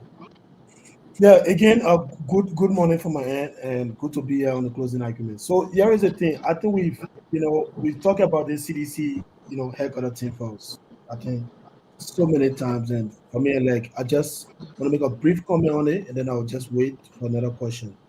First of all, CDC is not ready, and that's the truth. When you say also you are in the opposition, so there's no need to be speaking about CDC in that kind of manner. But they're not ready, and here is why, Mr. Gayman. They put a committee together, setting up a time frame that they will complete the building of that new headquarters in a year. So where the party will be, within a 1 year period. This is an urgent matter. At least 6 months, 8 months. The CDC very serious about constructing a new headquarters. That should be the time frame, but not a year. And trust me, we will come, a year will pass. CDC will not build this headquarters they say they're going to build. And most of you will be on the show again, you'll be disappointed. But that's a fact. Let's be, and this is why Liberians got to stand up and open our eyes. CDC can be the alternative. I hear people say, oh, the biggest upper government in waiting. How now in 2025, after 6 years of CDC leadership, we're talking about CDC being government in waiting? And this is no attack to CDC, but it is just time for CDC to rally around the opposition who have not had the opportunity to make a, to just give to what they have to the Liberian people to make a difference. It could be Mr. Cummings, the ANC, for example, which I think is the best alternative for Liberia going forward, to just rally around this man and move Liberia forward instead of wasting our time. This new committee, Mr. Nagbe, Mr. Gayman, CDC will not build a headquarters in a year. 1 year will come and go, they will not build a headquarters. In fact, NSC or political party, where CDC will be hosting press conference in a 1 year period, where this is an urgent matter. They put your thing out, they break down your information. And you come, you pull a committee together like in 1 year you build a headquarters. Then you say you're serious. Then people say you're not consulting. If you want to get to everybody, then we're not going to listen. Yeah. No, but now when I just put information, all the information will come to you. Let me speak. Let me give you come with information, whatever it is. But my thing here is that the same thing we've been criticizing UP for. President Bwaka put up an appointment today. The next day on the executive mansion page, they put it down. They put a different name out for that same appointment. And at the same CDC doing now, they're appointing people that did not consult. On the other man say, you not consult me. You put my name up to be on a committee. And at the same time, we're talking, and some of you keep referring to CDC as government in waiting. This is very, very unfortunate. For me, I have nothing to say, but they will not get a haircut in a year. And trust me, let's wait and see what will come out. Okay, real quick before I go to Honorable Pewee, be brief with this. If the ANC is looking at forming partnership with the CDC, or do you think the way you addressing them will make your appeal to them easier when you were actually on the table to negotiate? Mr. Gayman, this is not about me. This is Seleke Kromah. This is about Liberia. I'm talking about your party. No, I'm coming. I'm being real and being honest with somebody. Doesn't mean that you guys can come on the table and have a conversation, about working together and all of that. I'm just being real with my fellow citizens and opposition brothers. Let them stop playing with our followers and supporters. Your house is being, for example, Mr. Gayman, your house, God forbid, your house is being, break down or maybe light on fire, whatever it is. And you, as a father of the home, you come up and say, Mama, your way, I will build new house for you in a year. So what if family will be sleeping? Why your children will be sleeping? That's the question. CDC is putting a committee together that in 1 year they will build a headquarters. So where are they going to be using to host press conference, political rally, and what have you? They don't have a headquarters. John Myean could not even come up and get one of the residents. So this is a temporary place. You'll be having, rally or event here until the headquarters is completed. But they all coming together making fuss about, I'm not on the committee, you're not consult me. All of you on the show keep referring to them as government in waiting. For me, this is the truth. Thank you. Can I provide information? No, guys, keep your information. Honorable Pewee. Listen. No, it's important. 30 seconds. I beg you. 30 seconds. Go ahead. Let's do the round table first. Go ahead. 10 seconds. The information is that CDC has announced officially that its current temporary resident headquarters is in Single Tier Street, Plonker office. That was communicated to the National Elections Commission yesterday, and that's where the party is going to operate from. Just so you know, this is Thank you. Can you give me 10 seconds? I'm saying CDC temporary office is its district, its office on 10th Street.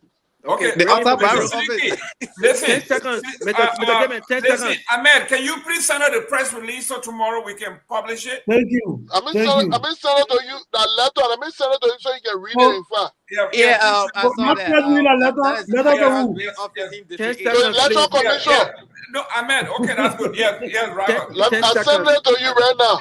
Okay.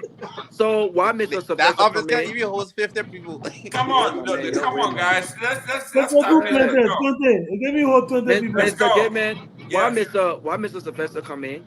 This is a question to Siddiqui, but I want him to think about this, and then when we come back, he can answer that question. Here's my question to you, and I'm playing the devil's advocate here. You were saying that a year is not enough, and I think that with regards to where would the party have its activities, I think that question's already been answered. But here's the question: what would you prefer? Would you prefer that CDC comes out and says we will build a headquarter in 5 months?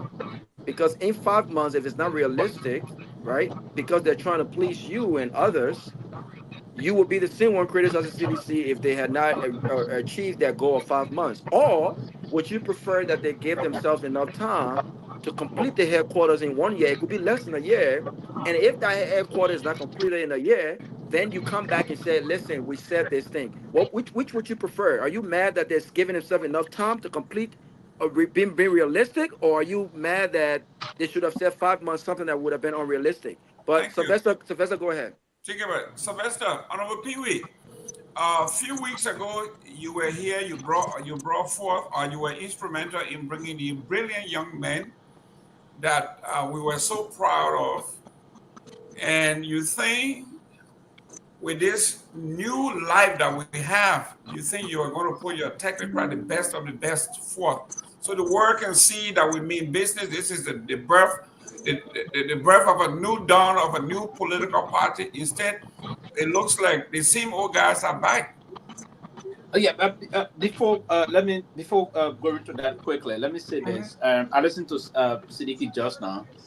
I think the even 1 year projection the CDC gives an ambitious projection. Many institutions wouldn't even say they will say 2, 3, 4 years. Thank you. To construct Thank you, this Sylvester. ambitious, very ambitious. Thank you. Projection again.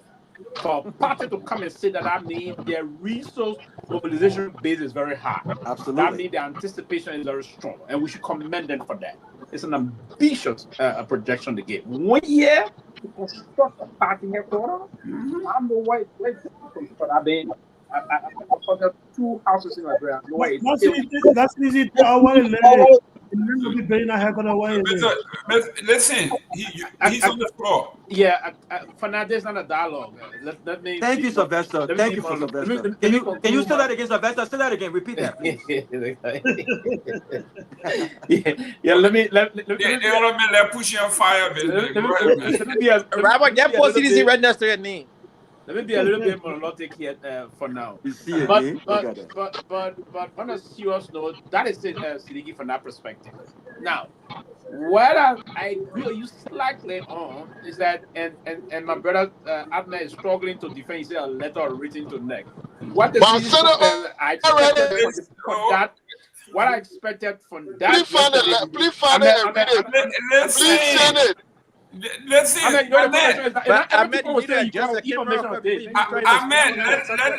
somebody's on the floor. Yeah, please.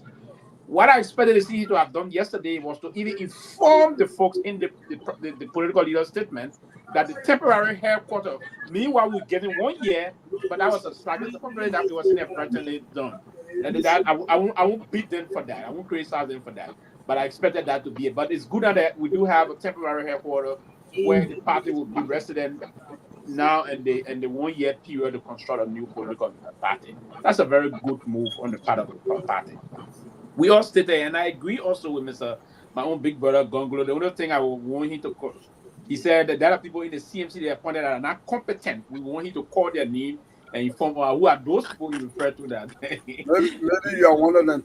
But Mr. Pewee, one moment you CMC, another moment you not CMC. I don't understand. So what difference does it make? He gave me an opinion. Thank you. And let me kick them off so you can get the whole process clear on. Yeah. At no point in time did I ever ever make a position here to you that one moment and when we were talking about from the formative stage of the CMC. We were having conversation as to this party is a great party. They have the ideological elements that were embedded in the party during the formative stage. We were encouraged to be part of it. But moving forward, we are not being sufficiently convinced that we can be part of the party until certain situations play out. And we said that over and over and time back. I've never had anything, listen, I don't have two colors, right? I'm a little light in complexion. I've never bleached in my life before. I don't vacillate, right? So when you understand that clearly, and that there's nobody that. Oh, you're not talking to me, oh. And I'm not a pay agent, so no one will tell me say if you don't stay there today, then I will not pay your rent tomorrow. No, nobody, no one is paying my rent. No one is getting me dime. Both Liberia here. No. So you, who are you talking to? No, I'm saying to you, no, I'm reacting to the incoming senator. You see, because, but Pewee, your positions on certain subject here on this particular platform have been in favor of the CMC at certain point in time. Listen, okay. So yes, why? I mean, yes, why? So I was right when I said what I said. Yes, why? I believe clearly that Liberia need a pathway for the third option. And when the coming of the CMC was a conduit by which we all can collectively assemble behind self-vehicle. Now we need to put the machinery to play. But what I also not sufficiently convinced of is that we need the appropriate forces to align, and then at the appropriate time we will collect someone to say, okay, you're going to be this. We don't want to one party to come and say this and no. Then I mean, well, when the people 75% closer to the finish line before the intent of the third wheel. But more than that, Pewee, if I can make comment on Tony or a section about you, I have said on this platform and all platform. In fact, a week ago, Honorability and I appeared on BKS, which is a very popular talk show in Nimba. It's a popular political talk show. He and I appeared there. I agree with you 100% on many things. In fact, all of panelists are calling me, they consult to the CPC. I am issue driven. For example, I agree with Honorability that the legislature should be audited. I agree with Honorability that if the legislature attempts this time to set a threshold through a resolution that say, oh, no candidate shall be reduced to one legislative seat or constituency. That is not the Constitution call for a specific number. Is there. So a CNC leader has committed himself that you. So he and I agree on those things. That if the legislature gets to the new constituency threshold, it will be a specific number, either 60,000 or 40,000. It will not be a resolution that say no candidate will be reduced to one constituency. So we agree on many things. And I talked to Honorability almost, in fact, just 2 days ago, he called me. We had a 45-minute discussion, but I'm not a member of the CNC, and I will not join the CNC. But I will work with Honorability. I thought you actually be taking on Montana. We agree on. So it does not make me a CNC. It does not make me a CNC. Let me. The next round we'll ask you to call the names of those people you just said. But let me.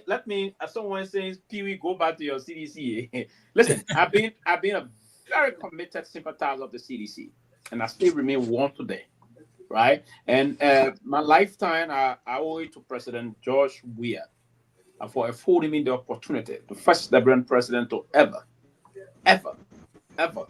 serve me an appointed letter. And I hold that dear to me. My family and I are grateful for that gesture of the president.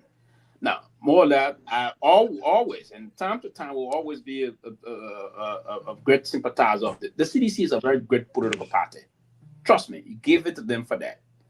This is a political party being opposition for they've been opposition for almost 15 years for the presidency. And that's what I said. From the beginning of the show, Gayman, I said to you, I said, there are a lot of folks, young comrades, that that are so tied to the political party, emotionally tied to that party. The Sycamore tree, the reign of things that that was a campus for them, a campus, a community for them. So it was good that the political leader immediately responded yesterday by giving them hope again. And this is a beginning. And I like how Mr. Gongloe put it today, right? It's sunny up. That is a rallying call to rejuvenate and resuscitate the party and ensure that the party received the necessary rebranding capabilities and all those things. And it should be used also as a period of reconciliation. There has to be this audit brand be extended to all the pocket citizens and encourage many sympathizers to come to be partisans instead of sympathizers and the rest of that. I mean, it's a great political party. It's a great political party. Don't get me wrong. And that's one of the reasons that people will come and say that. But the reason why I told you I'm a good admirer of the party. I am a sympathizer of the party. Right? If there is no clear way to see about this, how they call it, tear wave, I will be a strong surrogate of the CDC come 2029 election. And I will be full-throated in terms of pushing that. That's a breaking news. I'm glad I put you to that level today. Thank you. I was having conversation with one person the last time about, listen, the whole Nima thing you're worrying about, Nima will not be balloted in the coming elections. I don't know what CDC options are in terms of who's going to be the running mate to George Weah. But if the tear wave not going to go right, if I'm going to be one of those surrogates, that would not be the condition for me moving to them.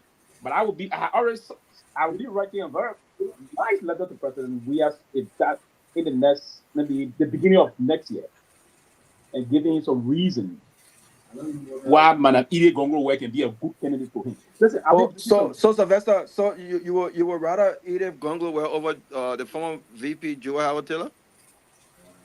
Yes, for some reasons. And let me quickly say that. Good question, Raul. For some reason, I'm disappointed in the people of Bon County. You know, the way the people of Bon County voted for the CDC was part of the reason why CDC didn't win the past elections.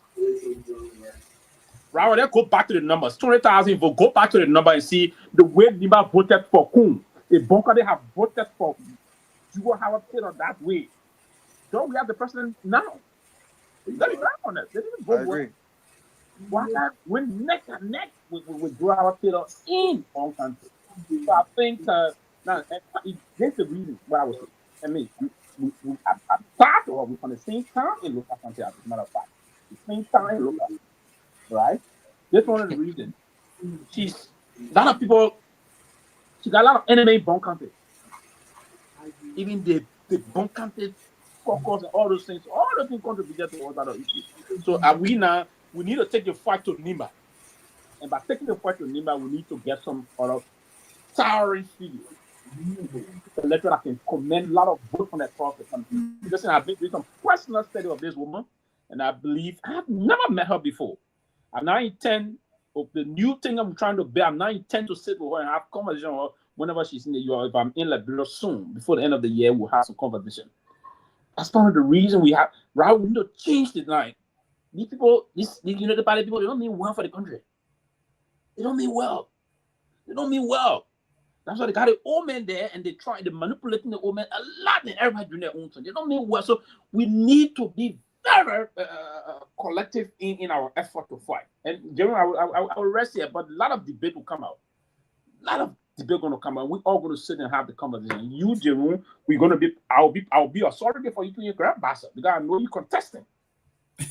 Oh, I know you contesting. Can y'all let my uncle Anthony, Mr. Nagbe Ben breaking news. I know you contesting. I've seen the signal. Yeah, you see the signal. Yes. Mr. Nagbe, here we are. You play soccer, you watch football, you done all of these. Let's go to the soccer realm. Let's go to the American football realm, right? Somebody took the running back, ran the ball, Jerome, there are two guys in the back. Why are you going here? I think. Let me see. Who are those? Admin and Anthony. But go ahead. Don't you guys know that if you check out, you can't check back in? Let me call. I keep telling you guys.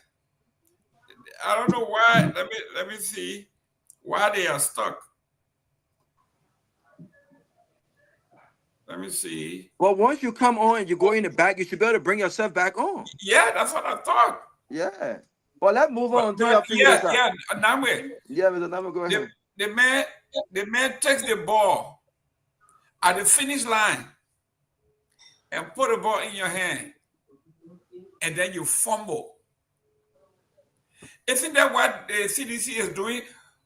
The United Party have given them, hello? The United Party have given them the ball right on the finish line. Instead of taking it across the line impressively, you're dropping the ball. That's what's happening here. Can you imagine going across the finish line and the men who are backing you, they are saying, no, we shouldn't be on this line. We shouldn't be here. You shouldn't have put me here. I shouldn't have been here. Isn't this what we are talking about? We're talking about leadership here. Somebody that's worked with the president should tell the president, Mr. President, this shouldn't happen. This shouldn't happen. This name shouldn't be here. This person shouldn't be here. We need these people. We need some new faces out here to let the people know that we are resurgent. We are new. We're coming across vigorously. Instead, drop the ball. Somebody say now, I'm not on the defensive line. General. Yes. Before you continue, please, I think you should put it. This should be part of our topic for today. That we should discuss it briefly at the level. Something. I mean, this government is to try to erode public confidence in most of our national day. Right? Yesterday was the day of our national anthem, the symbol of the country. And as a matter of fact, we legislated a particular day to celebrate and honor the flag of Liberia. But none of the senior officials of our government, the president, they didn't attend. The vice president didn't attend. I will come into that. Okay. It's next on the line. Okay. Yes. Thank you. Okay. Yes. So here we are. We're talking about fumbling. We all agreed. You said it here last night. This is an opportune time. Even the United Party scene, they agree that there was a blunder. They overplayed their hand, and it looks like it's going to backfire. And what is the CDC supposed to do? We start fumbling right out the gate. Yeah, I mean it's almost like the running back running into his own official line. Hey, man, don't talk about the same question I asked you. Wait. Are you guys? Look. I think sometimes. I'm not talking to you, Mr. Nagbe. Yeah, but I've been on the show for that one. Now you can't even recognize me. They just quarter by running into. They call it the butt fumble. This is like what Sanchez of the Jets, right? I know, right? His own snapper. But look, quickly, I know there are a lot that has been said. I've been listening. Mr. Gongloe comes on here, and he brings a fairy tale that is supposed to be existing in Nimba. He wrote this in the chat room last night. I didn't say much about it. Mr. Nagbe, I didn't want us to elevate that. That's why please let the man talk. Okay. Please let the man talk. No, Mr. Nagbe, don't. No. Mr. Nagbe, please continue. Well, let me just say this. Our internal polling doesn't show this to be an issue at all. It is off the radar. Okay, Rafa. There you go. So, but notwithstanding, we are not unaware that these are some of the issues that are going to crop up, and we will deal with them. But I want you to also understand we are not spending sleepless nights talking about the CDC. The CDC is being talked about because right now they're in the headlines, and we're talking about the CDC in the context of their appearance in the headlines. Current event. You understand? We're all in the opposition community. We said this here time and again. We need to hold together. But that doesn't mean because we're in even the CMC we're in, and Jerome will tell you here, we disagree at times. there's never going to be a unanimity of view at all times. That would be the death of democracy. So to say because we in the CDC are in the same opposition, and so when they form the ball, as we're saying here, we shouldn't call them out and put them on the sideline for a minute and have it talking to them. Is this how we're going to move forward? That's not how we see it. But let me come back to what Sylvester was saying about Bon County, right? If you notice, for a long time, the former vice president and the president had a major divide between the two of them. So you remember, there was a time she was complaining, she was being ill-treated, she wasn't getting gasoline, she wasn't getting a lot of things. And I think because of that, she was unable to deliver some of the expectations to Bon. Can you mute yourself if you're not talking? I'm hearing echo. Yeah, please. And so it is. I don't have any data to prove this, but it will appear that Bon County deserted the CDC because their daughter, who was on the high table, was not given the opportunity to deliver. She was still on the ticket, Mr. Nagbe. That's not. She was still on the ticket, Mr. Nagbe. Look, Sylvester, what does the presence of being on the ticket mean? The expectation is that you bring home the bacon. That's why you're on the table and you're on the ticket. If you're on the ticket and you're not able to deliver the bacon, what is the point of it? So I believe Bon County decided, look, even with her being on the ticket, there's nothing there for us, and therefore we're going to cast our lots somewhere else. And as I'm heading it over, let's go back to Nima, where Kehleboe is from. And I hope he will tell us here whether the VP is still a member of the MDR or is in the Unity Party. Because Kehleboe will tell you that. But on paper, it's on Unity Party. It's a public record. Now you want me It's on Unity Party on paper. I'm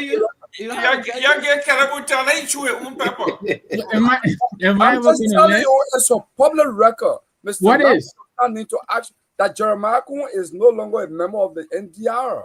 He's a member of the Unity Party. It was announced publicly, even before Prince Johnson death. Look at the recording, the audio recording from Prince Johnson. He said, Kun betrayed me. He left my party without even consulting me. He left the MDR 1 week. He announced his departure from the NDR 1 week before PYJ death. But it was a precondition for him to be a vice president of the party. You must be a Unity Party. Your man say you're not agree to be bare board to the vice president. So he has to join the Unity Party. But they kept that as secret. He said the poor Nimagadi didn't like to be a bare board. Can I just finish with you?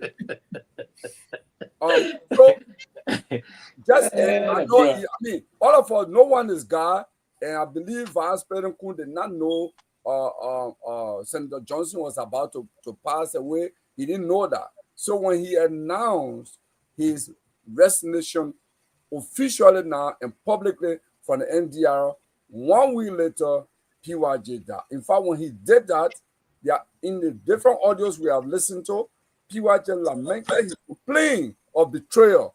That Kun did not consult him. He only heard that he is no longer a member of the NDR on radio, and he read it in the newspaper. I mean, there are so many. I'm surprised you didn't listen to that. If you did not, Mr. Nagbe, it was all played out during PYJ. So it was one of the issues that others who are within the NDR who felt that Kun betrayed or PYJ, it was those kind of issues, even during his funeral, that they play on. That, the old man made him and he abandoned him. He was not even caring for him. That frustration killed him. In fact, the youth chair of the NDR, he made that declaration during the funeral, and all of us watched on Facebook Live. So, and for me, to Kun credit, he didn't know Prince Johnson was going to die when he made that statement, and 1 week later he died. So then said, he frustrated. So he didn't know that. He didn't have a crystal ball to see the future, what was going to happen. So it's just one of those things that happen by coincidence, that this happened and this followed, right? And then people play the politics out of it. Thank you for that clarification. For my last 5 seconds, let me just say. 1 minute. Go ahead. Go ahead, Mr. Nagbe. Let me just say. 1 minute. Thank you, Mr. Gongloe. Thank you for affirming. Ahmed, man, when you start talking, people got to tell you to keep quiet and you talk about 1 minute. Go ahead, Lamb, my CNC brother. Go ahead. Thank you very much, my brother. Thank you for confirming. We just want to say, in the midst of all of this, we know the Nimba County University is in dire crisis right now of all kinds of assistance, and we're happy to announce here that we are going to go in there and we'll put up a dormitory that will house at least about half of the students on that campus. This is a CMC way of saying, Nimba matters. Yeah, thank you. So let me come in before yes. Amanda. 1 minute. Pewee, Honorable Pewee, go ahead. They say I should inform Koga say tell Raul, Tomalin, Jerome, Nagbe. You want to let them to be a bad boy. And particularly Kehleboe. I was not elected to be a bear boy. I believe Koga did not tell you that. Yes. You were on another show. You were on another show. Are you questioning some vessel sources? Listen. Why are you picking up Tomalin George? Why are you picking up Tomalin George? Because somebody told me here that Tomalin George and the vice president, they are very good friends. New problem. You particularly tell Gongloe. He said even the president said he let me. But again, so when somebody said I should tell you to tell let me say pass the one I'll get to go. They say I should tell everybody here today to tell Reverend Reeve, the permanent Baptist pastor, right? He said Peter too many days all about on the show. He said that man alone, he's the president of the Baptist missionary, the president of the Basel University, the oversight head of the Riggs Institute, and the pastor of the Providence Baptist Church. How one man go do all the work? I know. Tomalin George is multitasking. He's supporting Kumu. You got third party, which is not coming in disguise. Then he's with Sir Joseph. He's multitasking. Listen, my moderator, can I speak now? Go ahead, Raul. The best choice for Liberia. Don't go back 10 minutes. I want my brother to speak. I'm coming. No, after Tomalin George, Tomalin George came back. Tomalin George came back. No, listen. But how to be frank, you are after Senator Gay. So wait, they just came back. It was me, you, and Mr. Garguah, you know about it. You're not senator. You're not representative. You're not Koga. You're not breaking news. Portfolio. Breaking news. They said the coming CDC convention. They got top 3 for chairman. I'm stopping the list. Oh, I'm stopping the list. Hey. No, I'm not. I think my philosophy to the party. Moving for, I've spent 20 years serving. Are you interested in the chairmanship? No. But let's move on. Okay. Yeah, let's move on. Okay. I spent 20 years serving CDC in different capacities. I think the party. Thank you for your service. The party is in a new stage, new time. I think our own institutional knowledge and what we have gathered, we can serve the party more in guiding is. But we think we need some fresh blood in it. I do have a tenure that goes up to 2029. So that list we saw on the committee that fresh blood from Kunati down.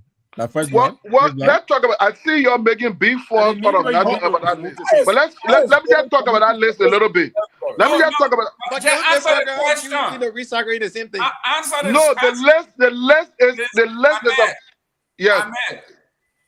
Okay, ladies and gentlemen. What is the question? The new CDC. I'm bringing the new lineup now. Yeah. Don't tell me the same lineup. Go ahead. Well, but let's look at what you call the new lineup. The likes of, for example, the likes of Koji. Koji represents the new breed of sedition. He's young. Koji is less than. No, we're not talking about young. We're talking about leadership. How long has Koji been? That's what I'm saying. How long has Koji been in the leadership of CDC? So Koji came from being a youth league chairman. Okay. To the Secretary General. So I think he listen. You can't just form a party every time you must have people who understand the party. So even though there is a need to have new faces, but at the same time you want to ensure you keep people who understand the philosophy, the history of the party. For example, the ANC. the way you do it, Ahmed, Let's take the ANC. the way you do it. So Wait then now, why you leaving? why you always want to change the Mr. Ahmed, goalpost? so why are you leaving when you had a philosophy? No, I'm not leaving. I'm not leaving. I said no. You take 20% of the old faces, and then you make 80% the new people. That's how you do I come in. I'm not leaving. I said I will not seek the chairmanship of the party. That's what I said. But I do have more than 5 more years to remain as an executive member of CDC. But I wouldn't seek the chairmanship of the party. I would think in the next 5 years, the party will require a new breed. So there's the process. Currently, you have some very young people who have been added into leadership. For example, Titi Swen, he's on our list. He's a chairman for Montserrat County, where the party headquarters will be built. He's a young man. In the next 4 or 5 years, he will be prepared to take over leadership. Do we know a location, Ahmed? What? Do we have a location where the headquarters will be built? It's in Congo Town. Oh, yeah, Congo Town, right? Not too far from where Taylor Place was. Yeah, it's in Congo Town. Oh, where they have that huge church? Yeah, we had our place. We had our place a while ago. Okay. But there was another place. There was another place that was given by a member of the party who I know very well too. But when the announcement was made, the Unity Party got involved, and another Wahala came with other family member and ownership business. So the CDC had to divert. But go ahead, man. So basically, what I'm saying, and I'll just make that short about that list. That list represents different set of the party. For example, you saw Maggie on our list. Maggie represents the legislative caucus. A new blood, Maggie, that's correct. You represent the legislative caucus. The list is a composition of the different sets of the party. For example, you will see people like Mama Kai on our list. She represented Youth League. You see Musu on our list. She represented the Women's League. You see Coco, the former Minister of Public Works. She represented the technical aspect of the project. You see Eugene will help coordinate the finance. So I'm saying each person represents a dedicated aspect because we wanted everybody, every settled in the party, since we cannot have everybody member on the list, so we have representation. So the list is a representation of what the party is: the youth league, the women league, the professional league, the advisor, the administrators, and all of that, the legislative caucus. So that is what the list it is. But unfortunately, if you're not in the party, you wouldn't know. So each other person represents a particular part of the institution. 23 different sectors of our party coming together.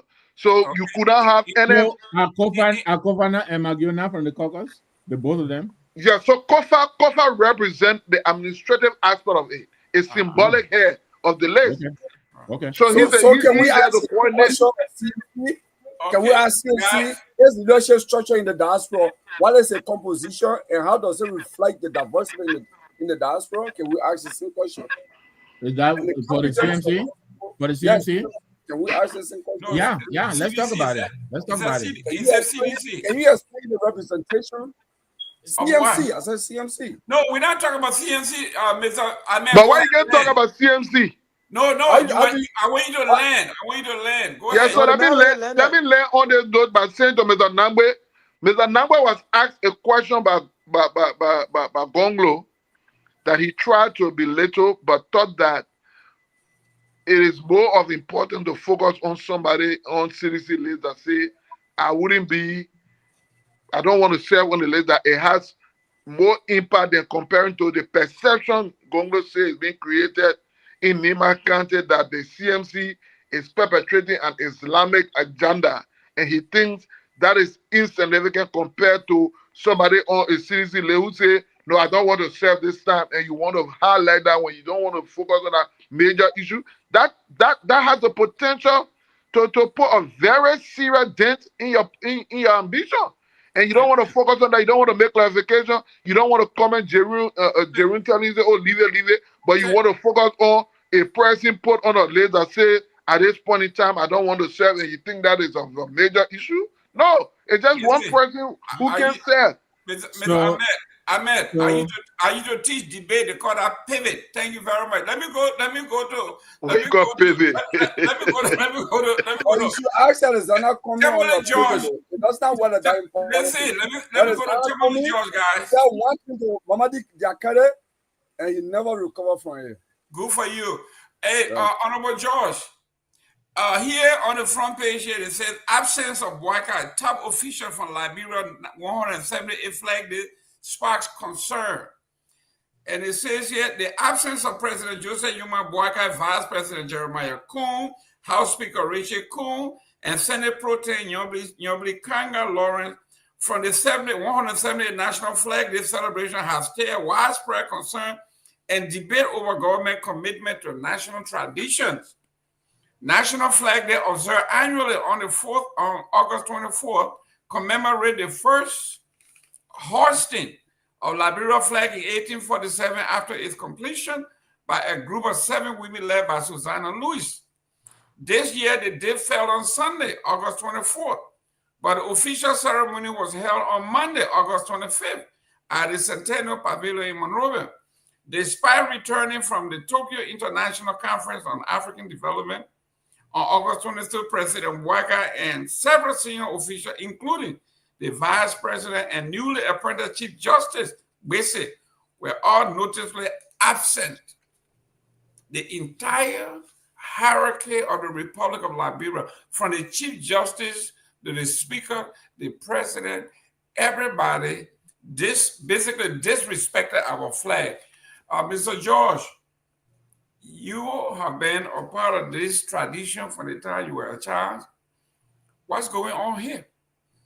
You know, Mr. Gayman, right now the UP is they do everything within their powers to like rub it in the faces of the opposition. They have not kind of no strong opposition attack. No, they are not putting fire on them. So as a result, they do these things, and right now they're having their own way. The president controls it. President controls the legislature, he controls the judicial branch, he controls I mean, you name it. He has all the control over all the major branches of government right now. As a result, so you can chronicle the things that have happened in recent times. Supreme Court issue a ruling, President said, I respect it, but I would not accept it. I would not go by it. Right. But the same president said when he came on Japan, he said we are there to enforce the law. That's right. Now, when it came to the issue of the former speaker, he was completely on the other side. When he was asked a question at the airport about the CDC eviction, he said, we are there to enforce the law. Take what they were doing. He supported the police for what they did. Even to the court. He said the law is the law. Yeah, the Supreme Court even issued stuff. So right now, nothing ready to happen. So as a result, they'll do everything. But let me just come to what people said earlier. I'll listen to Pewee. You know, I'll tell you this. There's a meeting I'll be taking place in November in Liberia with major opposition figures. Okay? Now, 2029 will come earlier than we expect. What's going to happen if we come to the point where the tail link and that you still organize a meeting? Don't just say a meeting will be taking place. Give my space. Let me talk. But you can't get vague information to the public. I will not go deep here. But they don't say. Listen, how can you tell a man how to speak? This is a free country. My time to talk, man. You coming censure me? My own talk. There's no be worse than Joseph Walker. He was leader. Exactly. Some of the judges are free thinkers. So what's going to happen is that at that meeting, it will be decided what will happen in 2029. Like people said, if they tell me that those will emerge, if we can see it, trust me, UP will be the video to have their fate decided in the first round, the first ballot, because there will be that coalition of opposition that will come together. You will see they get 5-7% on the ballot. No. It will be decided at that meeting. If we go with Kehleboe Gongloe, we'll go with him.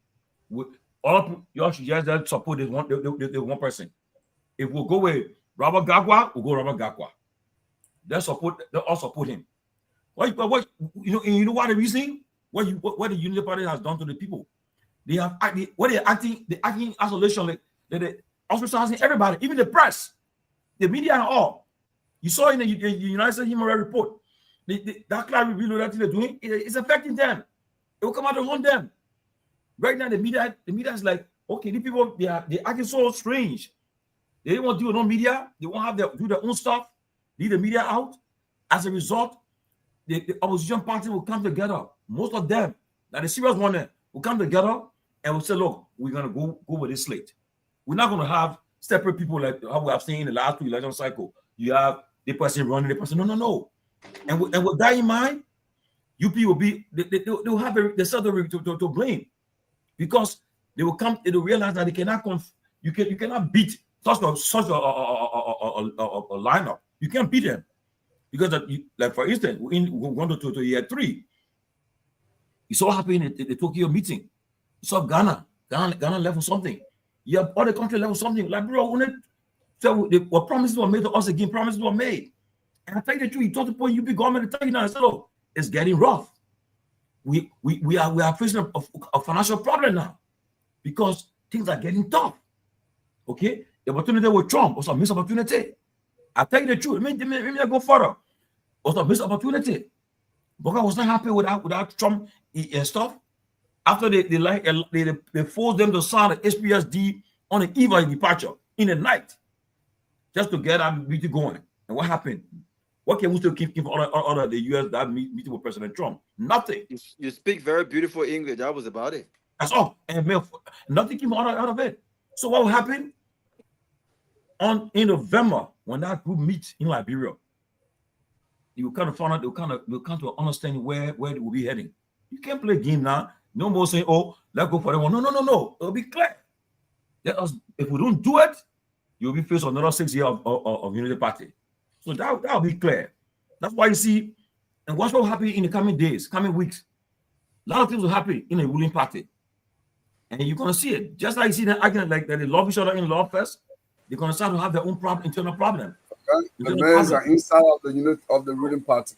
Mr. George, real quick before you go, I know you have a pause on what may happen and all of that.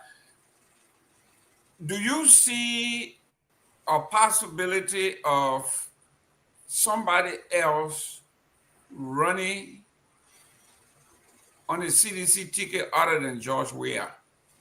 No. Let me tell you this though. If look, honestly, take it or leave it though. We are in the opposition. He remains the favorite in the sense that he's a leading opposition figure in opposition, and if they get their act together, it will be his decision, his call to say, look, I don't want to run. If he will make that call to say, I prefer John Brown running instead of me, and will support that person. But that will be his call.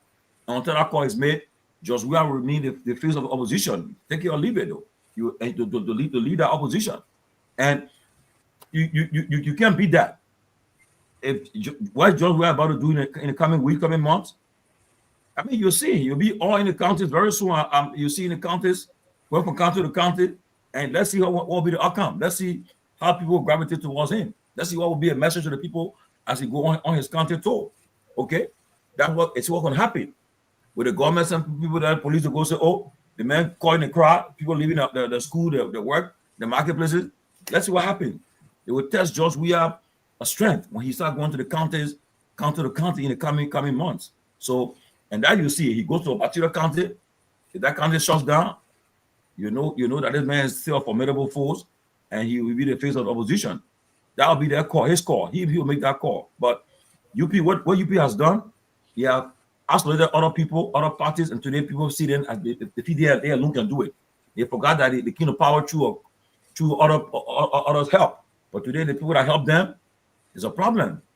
I mean, like example, the MGR, well, but tonight we'll not talk much about it because we will remain until in the coming days, but we'll keep quiet for that aspect. Yeah. Because you are advancing one side. That's what you can talk. Anything you say, I agree. Anything I agree. I like Tomalin. Gilman, can I ask something, George? No, we got to talk, my man. It's not go ahead, ask your question. Go ahead, ask your question. So, but I'm next, right, Mr. Gayman? Yes. Mr. George, you insinuated here that in the coming days, that means less than a week or less than a month, in the coming days, something will be happening in the ruling party. What are your sources? How credible and how high your sources are in the ruling party? In the coming day, we'll have a new minister of state. That's all. No. You said something. We'll have a new minister of state. That's not what you suggested, though. We'll have a new minister of state. We'll have a new minister of state. Come on. Oh, come on. Answer a question now. Somebody you're not going to where you want you to go right now. I know how you do. But Mr. Gayman, can I go? Yes. Let me start with you on this one. The Chinese national president raises question as Senator Sir Joseph unveils People's Action Party (PAP). The launch of Mansarado County Senator Sir H. Joseph new political party or political movement, the People Action Party (PAP), took an unexpected turn Sunday when an unidentified Chinese national was spotted sitting at the high table alongside the senator. The individual presence during the unveiling of PAP's vision in the New Georgia community immediately sparked questions about foreign investment, foreign involvement in our Liberian politics. This is where we are, a major party being launched and flanked by the political leader is some Chinese nationals. So people are now concerned, is Sir Joseph been bought? Is he a puppet now by foreign investors or foreign folks who have interest in the Republic? Well, nobody unveils a Liberian party with foreign nationals on the table. Before I answer that question, I wanted to say something about the August 24th celebration and the absence of top government officials and top ministry heads and whatnot. Look, our sovereignty, part of our sovereignty is our flag, national anthem, currency, and whatnot. So our flag is one of our sovereignty. And for this administration to do what it did was deliberate. They are shying away from, the fiasco trip to Japan, and they don't want to be questioned by journalists out there, reporters, and that's why they did what they did. The clear cut here was this administration with an finance minister, whole agenda was focused on donor funding. It was not domestic revenue generation driven, right? So the finance minister 5-year plan that they launched for the country, $8.4 million project, $8.4 billion project. 70% of that 8.4 billion was heavily dependent upon donor funding. That was prior to the United States coming out with a new policy where it was all about trade instead of aid. They were also hoping on the $51 million of the USAID funding towards the national budget. That got cut short. The next hope was the MCC. MCC, you have to go through 7 phases. Liberia have gone through 2 phases already.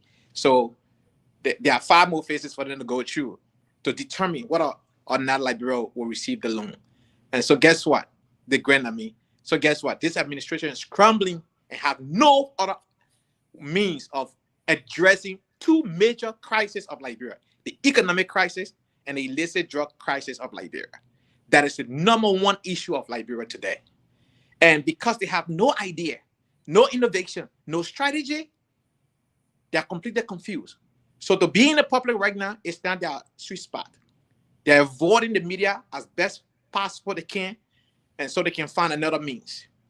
Unfortunately, and I want to say this to my dear senior brother Pewee the other time, that I said, we don't look at portfolio when you're coming into government, we look at your result. I don't have anything personal against the current finance minister, but I just think that he's not delivering for Liberia. Regardless of his portfolio, he has fallen flat on his face. He has not delivered. He has not lived up to the challenge with his huge portfolio he came with. The country is in a dire need of a rescuer in the economic sector of Liberia, and the finance minister had no plan, no solution. no strategy to lift up our country. Last year, August, this administration launched an agriculture program that's supposed to reduce rice import by 70% in 5 years. Knowing for the way, we do not have any form of mechanized farming structure in place, but they announced 70% rice reduction. Where are we today on that program? The World Bank, and not the World Bank, the African Development Bank, invested $5 million on agriculture in Liberia, identified, let's say, targeted 114 farms. 81 of the 114 farms cannot be identified today as we speak. Folks, Liberia is doomed under the leadership of His Excellency Joseph Yuma Boakai. And that is the reason why our country is facing what it's facing today. So, you're talking about the Tomalin, there's a clear-cut option of the Tomalin. And that is the reason why I shared the flyer to Mr. Gayman and my senior chief, Tomalin, that ANC going to a convention in October, right? Because we have the solution, and because we have rebranded, we have restructured, because we have gathered in a place where we are not going to joke with the Liberian people. We are not here to talk. Action speaks louder than words, and we will move on the ground, and the Liberian people themselves will sell the message of the Tomalin. We're not going to be talking. We're going to see the action on the ground. Okay, Mr. Gay. Incoming Senator. Yes, sir. The convention going to be held is a national convention in Liberia. Two things going to happen. It's going to be the USA chapter. Hold on. Now you asked a question. Ask me a question, my brother. But you asked a question. Allow me to. No, I can't. Let me complete my question, please. Okay, sorry. Go ahead. A very friendly question. I'm not being belligerent here. No, go ahead. Is the convention going to be a national convention in Liberia or the USA chapter? That's what I want to know. So we're going to have two conventions. Okay. On the same day? The convention will be held in Liberia. On the same day? No. Oh, two separate months. Okay. Next month. Next month. Listen, Honorable George, can you send our advertising package to Honorable Gay so they can buy advertisement? No problem. We'll take care of that. We'll take care of that. So that's Gayman, can I make a quick comment? In October, That would be my party comment. in Liberia in September. Oh, okay. Yes. Oh my God! Are you attending the Liberia convention? I gotta speak. No. I'm attending the one here. Listen, guys. It's almost 8 o'clock. It's going to 8 o'clock, so we need to close. Yeah, that's what I'm saying. So definitely. Kehleboe, you're going to sleep. I just want to let it out there. You're going to sleep at 8 o'clock. Kehleboe. Mr. Jerome, can we? Yeah, let's move on, man. Yeah, let's go. Close. I mean, let me go to Robert can't wait for a 1-5-minute talk. Go ahead. like last man, nobody go 5 minutes. I leave 1.5 minutes. Mr. Gay, you got 30 seconds now. Your time going. Oh, okay. Yeah, because people keep calling me up. Launching a political party in Liberia, every Liberian has the right to launch a political party if they so choose to. I'm not against Senator Sir Joseph for launching his political party. What I always say, our lawmaker, you are elected to exercise your due function. Having, your humanitarian gesture here and there, running your political party, it has nothing to do with your legislative function. And so we will hold them up to that legislative function, including all those who are political leader, not political leader. You can launch 10,000 parties, up to you. But we'll still uphold you to your legislative functions. Thank you. Mr. Garguah, let me read this short passage here. It says the Monster Rider Senator widely seen as PSP likely political leader pledged that once the party is certified, its entire executive level will be sent to Singapore for training. The entire executive, they will take them to Singapore for training. What party is this? Oh, we talk about Sir Joseph here. Okay, so PAP. Mm-hmm. There's a new political party. They will send their entire executive branch to go get training in Singapore. Okay. He So also promised to mobilize 50,000 supporters for the official opening of PAP headquarters.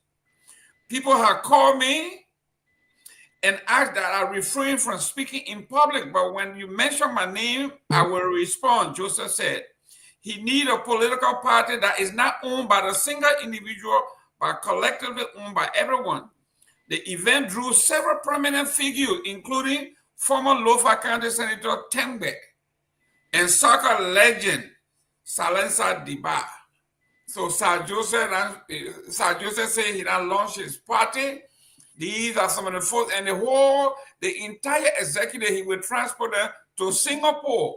so I think without being condescending and disrespectful, if I was James Salensa Diba, I think I would appreciate a trip overseas. I don't know when's the last time James Diba left Liberia. This brown guy. My man, But you're saying the truth, though. I mean, I'm just being honest because I mean, since his last professional career, he has not been able to travel outside the country. So I think Sir Joseph, I think that gesture would be appreciated by James Deba to go to Singapore. What gesture? To try sending him to Singapore to for executive training. So I think he and others who have not traveled outside the country will appreciate that trip. But let me say this: there's nothing wrong with a new political party. I'm not a fan of all of these new political parties, especially when the current institutions or the current clubs have not institutionalized. And so when Sir Joseph talks about we need a party that is not for a single individual, then Sir Joseph should not automatically think that he's the standard bearer of the PUP or whatever party it is, because from all indications, he seems like he's positioning himself as the standard bearer of that political party. If you're serious about being an institution, then do it differently. Let Sir Joseph start to tell us right now that to do it differently and to ensure that his party is not one that is centered around him, that he's going to go to a convention, that members of his party can also go to a convention and make their respective cases as to why they should be the standard bearer of that party. I challenge him to do that. We all know on this platform that that's not going to happen. Come 2029, he's going to put himself, assert himself as the political leader of the party, and he's going to run. I don't want to spend a lot of time on Sir Joseph and that party. I think that he has the right to do so as a Liberian citizen. But in all honesty, I don't think that that party will make much noise come 2029. I got to be very honest with you. CMC will make more noise than Sir Joseph come 2029. I think that party is dead on the river. I don't think that's the case. So I'll move past that. I want to get back to something that was said earlier about, and this is where I disagree with, I think, respectfully, because I have tremendous admiration for Mr. Nagbe. But I think where I disagree when it comes to, and you and Mr. Jerome, when it comes to CDC fumbling an opportunity, is that I don't think CDC has fumbled. You know what this reminds me of is this reminds me of Manchester United. A I'm false a I'm a start. I'm a big fan of Manchester United, right? And it almost seemed like the opposition has positioned CDC as Manchester United. Manchester United is such a big club to the point where when we lose a single game, the whole world stops and talks about we're melting, right? We lost a game against Arsenal where we outplayed them. We drew our second game in the campaign, and guess what's happening for the past few weeks? Every major sport outlet has talked about how the coach needs to be fired. But Manchester City lost at home 3-0, I believe, and no one was talking about it, right? 2-0, 2-0. 2-0, yeah, 2-0, and no one was talking about it. But everyone's talking about Manchester United. Listen, I think that they dropped the ball when it came to not doing their due diligence. Because again, when you have people saying, I don't want to be on this committee because of self-aggrandizement, I think it's a testament to what CDC actually needs. people that are running the way. Do you think if CDC was in power and George Weah had listed the individual name on the list to be a minister or deputy minister or whatever position, you think he would decline that? You think that will ever happen? That won't happen. We know that. But when you have people who are focused on themselves and not on the institution, and they are publicly displaying that, that's good. That's good. You have to separate the good and the bad from the bad. So this is good for CDC that people are saying, no, no, no, I don't want to be on that committee, even though I would have done my due diligence to ensure that people on the list were aware of their appointment. And if they had any issue with being on the list, that would have been communicated before the list were released. But I don't think that translates to fumbling. I don't think that translates to fumbling. I think yes, CDC has moved quickly. I agree with Sylvester. I think they should have communicated yesterday the temporary party, but I think they are on a right path. If CDC are able to put forth a headquarters in less than a year or within a year, I think they've done good. And I think that they can say to Unity Party, you've been in public service longer than we have. You served 12 years in addition to 6 years. Where is your own party headquarters? You're still listening. And there's a strong possibility that, given everything that's happened here, and I always tell my friends, be careful how you serve in this party. I told my brother Sekou Kalasko this. Power will come and go. Your integrity and relationship remains. What you don't want to do is burn unnecessary bridges. You see, they have to be careful. The bridges that they're burning right now could still burn for generations to come. And they're not always going to be in power. We've seen people raised to the very top. And God bless his heart. May his soul rest in peace.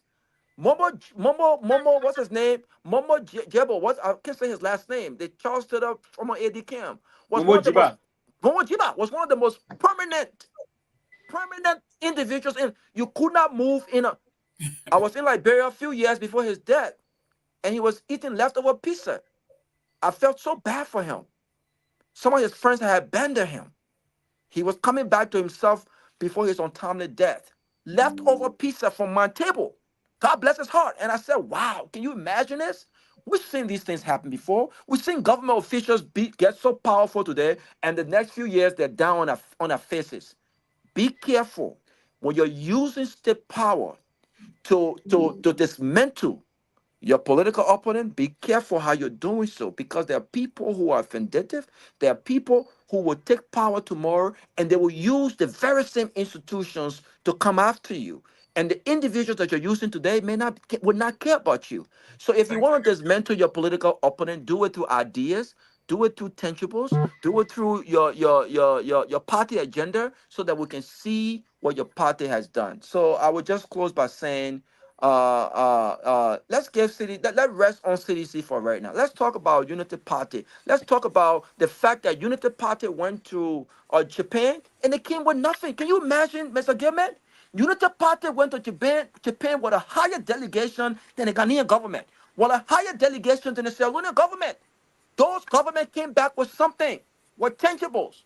Up to now, they have not listed what they came back to Japan with. Can you imagine? We should spend more time talking about that. That tells you that this government is not serious. It tells you that. And you know what? When CDC went overseas, they said, why CDC didn't come back? On all of these major trips. On all of these major trips.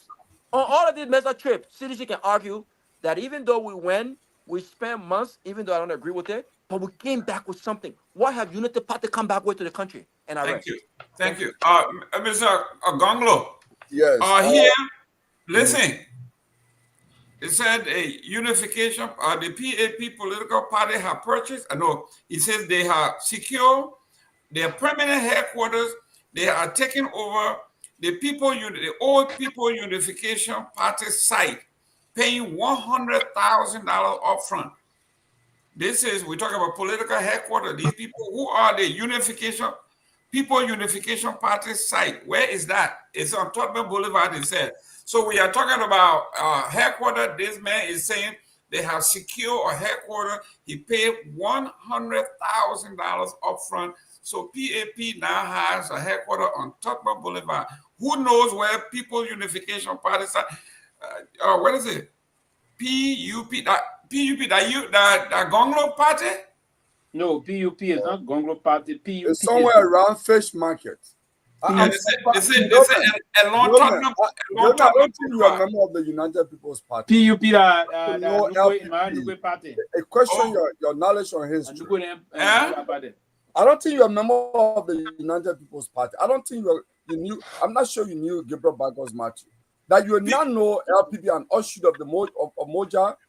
I question your historical knowledge. We never like Moja. We never like you guys. You know that. So that's why you should remember. That's why you should even remember. We don't like you guys. You guys are communists. Yeah, go ahead. Well, don't call Bagos Matthew African socialist though. So I listened to those speeches that time. Go ahead. You are finished sleeping. You're gonna go to sleep. Close. And watch his time, because he watched everybody's time by his own time. He was just counting my time just now. So Mr. Nagbe, please watch his time. Don't start. Oh my God. Gongloe is a radical. Watch his time. Gongloe, your time ain't started yet. Don't worry. Go ahead. You just interrupted. No, ain't started yet. Go ahead. Okay. So start counting now. Here's what I will say about Sir Joseph proposed political party. You know, I made this comment on this show, and I will repeat this. I don't intend to bring the CMC in the comment this time, but political party like PAP, you know, how they call it? Sir Joseph Party is like PAP. PAP, man. PAP. Parties like that. What do you mean by PAP? They're PAP? No, People Action Party. Okay. Political party or corporate funders. I'm not a fan of political party or corporate funders, because when a corporate funder dies, the party dies. That's how it is. You know, Sir Joseph, can that tell the public for transparency? You said the city, you got in trouble with the CFC people. I didn't call CFC. Yeah. I said I'm not corporate party. We are on record for raising the highest money ever. You said the city again. So I'm going to stop you right there. Point of information. All right. CFC, he's already talking to you. But let me tell you what we're doing. We are in the process of acquiring 3,000. Are you going to let me stop? Please protect me. Let me make. You are protected, Gongloe. I like to speak my mind freely on issue. Go ahead. This is for me an ideological issue. That's why I speak on that the way I do. I don't join political party or corporate funder because I'm critical of what I don't uncritically accept people. I see that you said you and Grace Garguah. What is that? Nah, I keep getting interruptions. You know? So this is my comment, my sincere and honest comment on Sir Joseph. That party can Sir Joseph look in the face of the Liberian public and give the sources of the funding. If it is a collective political party that the fundings are coming from the funders, incorporators, the original members, can he do that? He cannot. He has one Chinese man who all know is his dealing. Sir Joseph is an ally of government. Even during Ellen Johnson's time, even though he was in the opposition, show me one statement. No, man, don't talk to my uncle that way. My uncle is show me one statement. For more than 12 years, Sir Joseph has been in the legislature that he has been critical of any sitting government. He is an ally of regime because of his dealings. Today, the only reason why he left or the CDC, in my mind, I don't have a crystal ball yet to say I saw everything, but in my mind, because of his activities with ArcelorMittal, he got a contract here and there, all of his dealings, they have to go close to the power that be before they audit them. He and the likes of Thomas Fala. Thomas Fala confided in somebody and said, oh, my man, I have to say I will protect Joseph Boaga because that Saudi rights they're talking about, I received some. So I got to jump there and make a statement that anybody touches Joseph Boaga, I will do this. And somebody said that. So the likes of these, and I made this analysis to Jangako. I said, Jangako, the problem now, the first defector in the CDC will be Thomas Fala. I said it to him. If you call Jangako now, you'll tell you was the day Thomas Fala left, Jangako called me and he said, are you a prophet? I said, no. It was easy to see that the financial foundation of Sir Joseph was in corruption. So it cannot be an opposition on a government that is promising to go after corrupt people. He has to cave in. That's why he did. So it was easy to see that the guy was living in glass house and nervous, and he would just go to Joseph Boyka. But I will end my closing statement on this. Tomalin just said something. He said the CDC intends to take Georgia out in the counties. And I can say this. I actually advised Janga Cole 6 months ago that politically is strategic. Economics, the economy does not like politics. Since the United Party don't want to act like a veto, they want to play politics instead of govern. You put Joshua on the roll. Then it will mean that 2029 is playing even in 2024. The economy will crumble. Because if Joshua gets out there and start to call crowd, market women, motorcycle, chasing him, large convoy, they will be confused. They will start to spend outside the budget, and it will just distort the economic flow. And that will be the end of the government.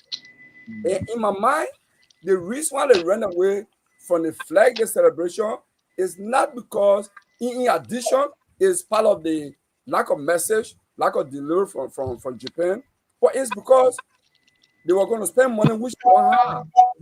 They didn't have the money to fund that, so they have for the president to go to any occasion, the expenditure will increase. For the vice president to go to any occasion, they have to spend money. They have to send advance team. The advance team need to get some logistics. They didn't have the money to do it. And I would say, I would disagree with Anthony on this.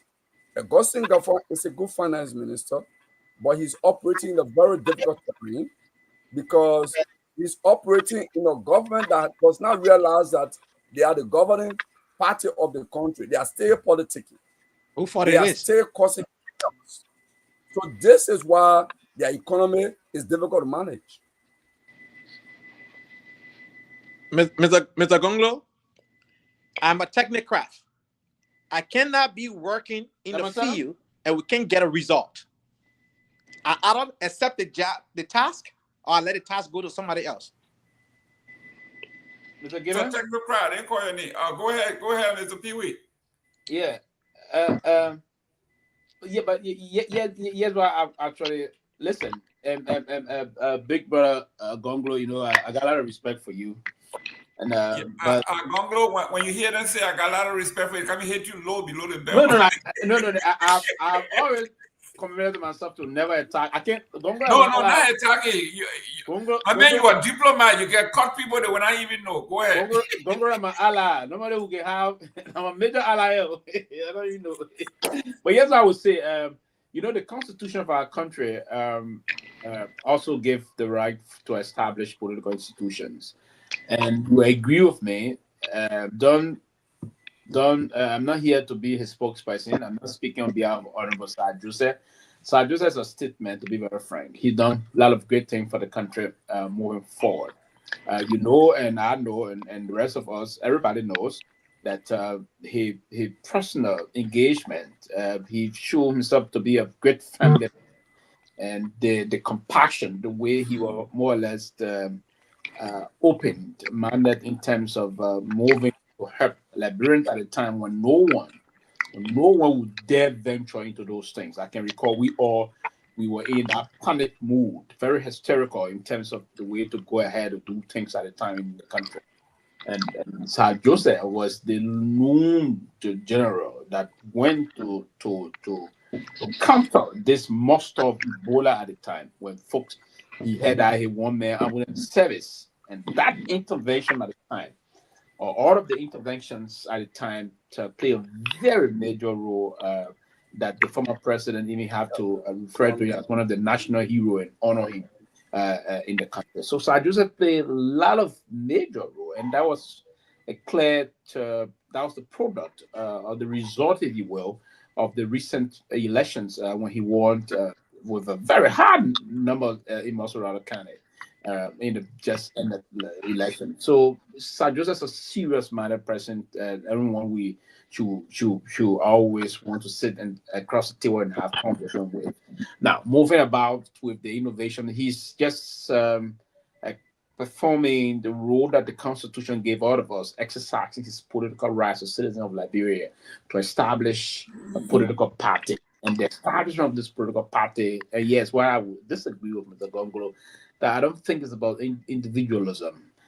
No, the intent is about, Liberia, we have not reached a level where we allow institutionalism to triumph, because the reason is that we always started, most of those political parties started by the vision of one individual, and eventually we moved to take the line of institution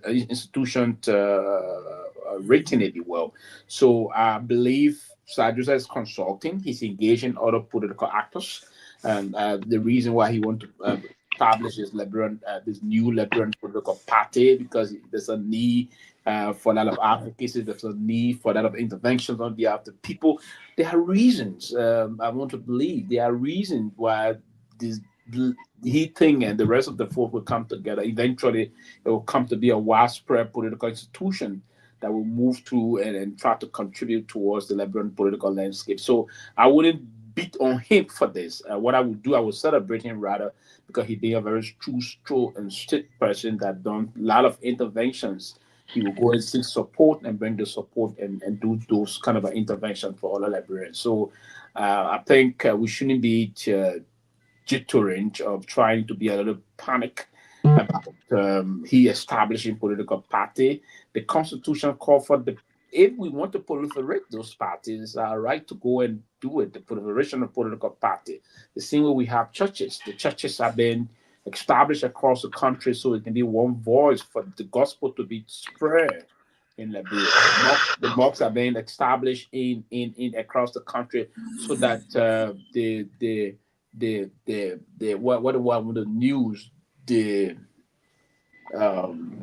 good news of Islam be spread from the great Muhammad, if you will. So that's part of the reason why these religious institutions will be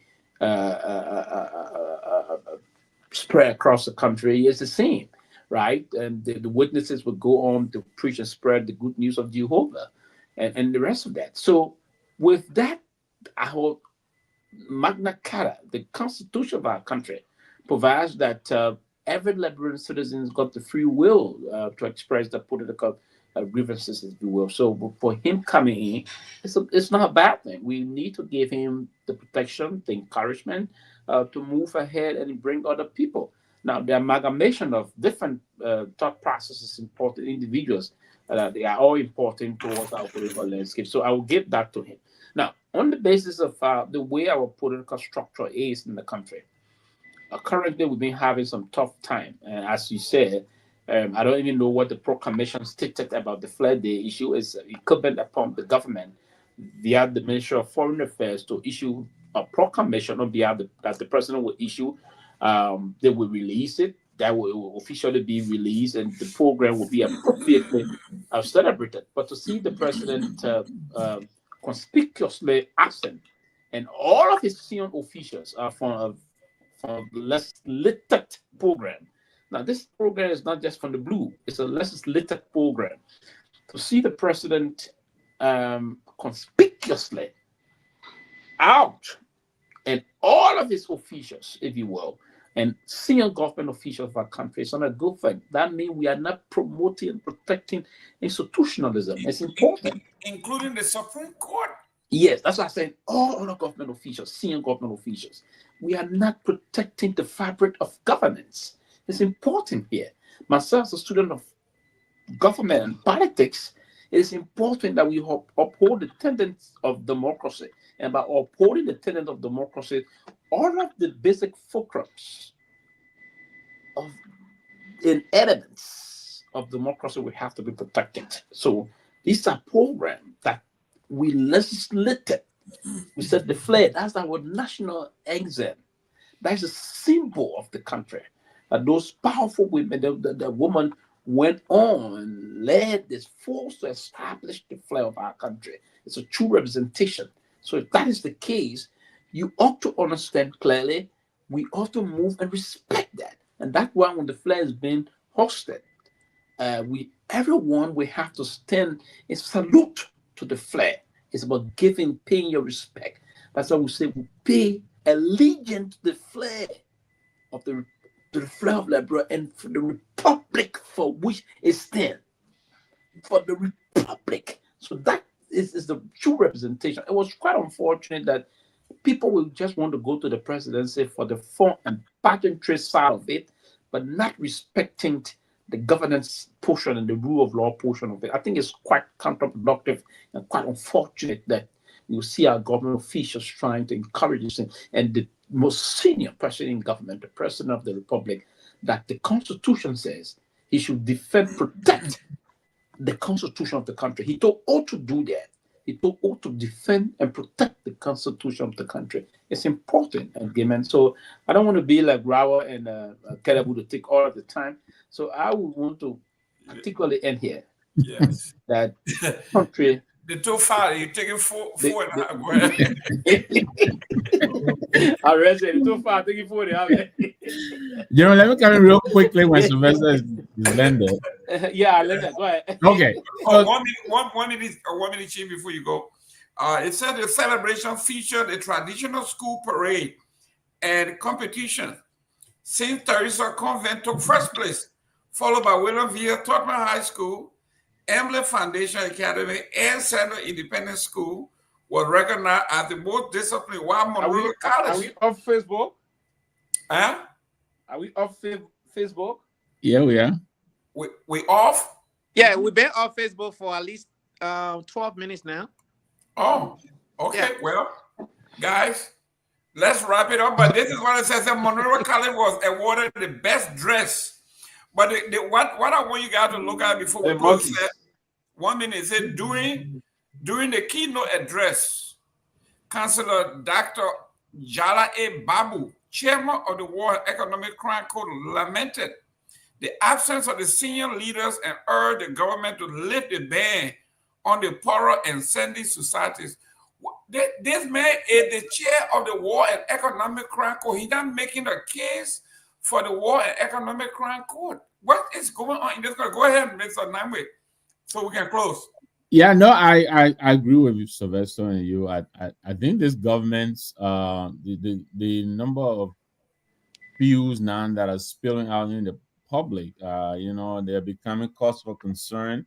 I mean, we know that the judiciary boycotted the State of the Nation, and then the president and also the legislature boycotted the Chief Justice retirement. And now, we're talking about I don't know what is boycott or whatever the reason is, but the papers are reporting that both the executive and the legislature were absent. And the judiciary. The Chief Justice never showed up. Right. And to the piece that you just read, all the three branches, and this president, he is the alpha of all the three, he's the boss of the government. So, they need to tighten up. I don't know what's going on, but it's starting to look bad. Flag Day, the high school, Tomalin High School, the ice right, we always look up to the, Flag Day. Absolutely. It always rain on us, but, that's when you and the, after that, you and the girls, y'all go to either Rivoli Cinema or, Roxy Cinema or whatever. And y'all go eat that soggy cornbread they had at Rivoli Cinema. But, it's a time that, the students look forward to. So this year, they didn't, I don't know what happened. But I like to go back to my brother Gongloe. He left the stage. I hope he's listening, He comes on here today, and he said he is not going to narratize the CMC. And what does he do? He goes ahead to take all of these little swipes at the CMC. He comes on here to bring a story, which is really non-existent. Thanks to Jerome. He told me not to chase it down the rabbit hole. But then he talks about, corporate backers and all this. First of all, let me just say this. We understand right now NIMBA is in play. We get that. And what are the power blocks in NIMBA? The Koga power block is there. the CMC power block, and the Gongloe power block. Yeah, yellow already there, but those are the power blocks. So right now, with the public feud between Koga and Kong, we understand now there's jogging to benefit from whatever space that is going to be created. We get that. But if I must inform him, the CMC, we're doing fundraisers and we have plans to engage in fundraising activities in a major way. We're talking about agriculture. There are a lot of plans. Some of them were revealed recently by a political leader when he appeared on SKTV. So yeah, he shouldn't be talking about stuff he doesn't know about. And I have given him a lot of credit, but it looks like he's in a hurry to go someplace that I don't understand where. And so I just wanted to let him know that, we're not going to sit by and depend on one person to support the party. But that is that. About Sir Joseph, look, it is a democracy, right? We're all free, all of us here, to organize our own political parties. I don't see why people are getting upset with Sir Joseph. I agree with Sylvester. He's done a lot of good. Who don't remember him as the Ebola president? Exactly. He did a lot of good. Yeah, even though I disagree with the foreign nationals appearing with him on stage, he has to be careful with the Constitution, because there are specific portions of the Constitution that actually, prohibit that. So he has to be careful. But having said that, let a man try his space. I mean, try his hand in the space. I think I welcome him. We're all in the opposition community. We'll all do our part. Right now, this is our primary. We're all jogging for. Mr. Now, before you close, what's about taking the whole executive team to Singapore? What's the logic there? Singapore. The man was showing that development. I mean, the way Anthony puts it, that might be a good reason for that. But I myself, I struggle to understand that. I hope in the coming days it will be clearer to us as to why that is. But because all of these things are supposed to help put money into the economy. They could have taken a room, at Farmington or Royal Grand or Bolivar, any of the places there, and I don't know. But again, I want to welcome him into the space, and congratulations to him, PAP, People's Action Party, and welcome to the opposition community. Thank you, Honorable Gay. Yeah, thank you. Great show. Listen, everybody's talking about. Okay, go ahead. Everybody's talking about democracy. Then you're taking your entire team to be trained in Singapore. That is not a democracy. What does that say about what the idea here? I think like I say, it's not every country that is not practicing democracy that don't have good things, right? China is known for industrialization. If you take your people to train in China, they may not be learning the Chinese culture, but they can learn certain things about engineering, about agriculture, and other things like that. So I won't be fault him for those kind of things, right? Singapore is one of the success story, right? In the 80s, Singapore was nowhere, right? Early 80s, but look at Singapore today, right? And so let's just say, I always told people the Chinese built China, Japanese built Japan, India built India. We Liberians need to build our own country. Foreigners not going to build our country. They're only going to come back to exploit that land, right? In the words of my dear brother Leo Johnson from Canada, he said, when we develop Liberia, we will die. We will not die, right? So, we gotta find a way to figure this thing out. So that's why the ANC will have two conventions, right? One here and one in Liberia. One here. The political party is in Liberia. And all these political parties have had it. When we have two conventions for ANC with that, Unity Party, I don't see. Yeah. So we will not die when we have two conventions. When we play PPC in Liberia, they see we will not die. When we continue to abandon having major convention in Liberia, having always in America. No, that's not the same thing. We have always had convention in Liberia and here. Okay. No, I just want to teach you. But the ANC but the party have proven that the political party can raise their own money. We have done that. We are the only political party that have raised enough money than even the sitting government. Absolutely. So we are proving that the party, the partisan can raise their own money. You don't need the political leader to always foot the bill.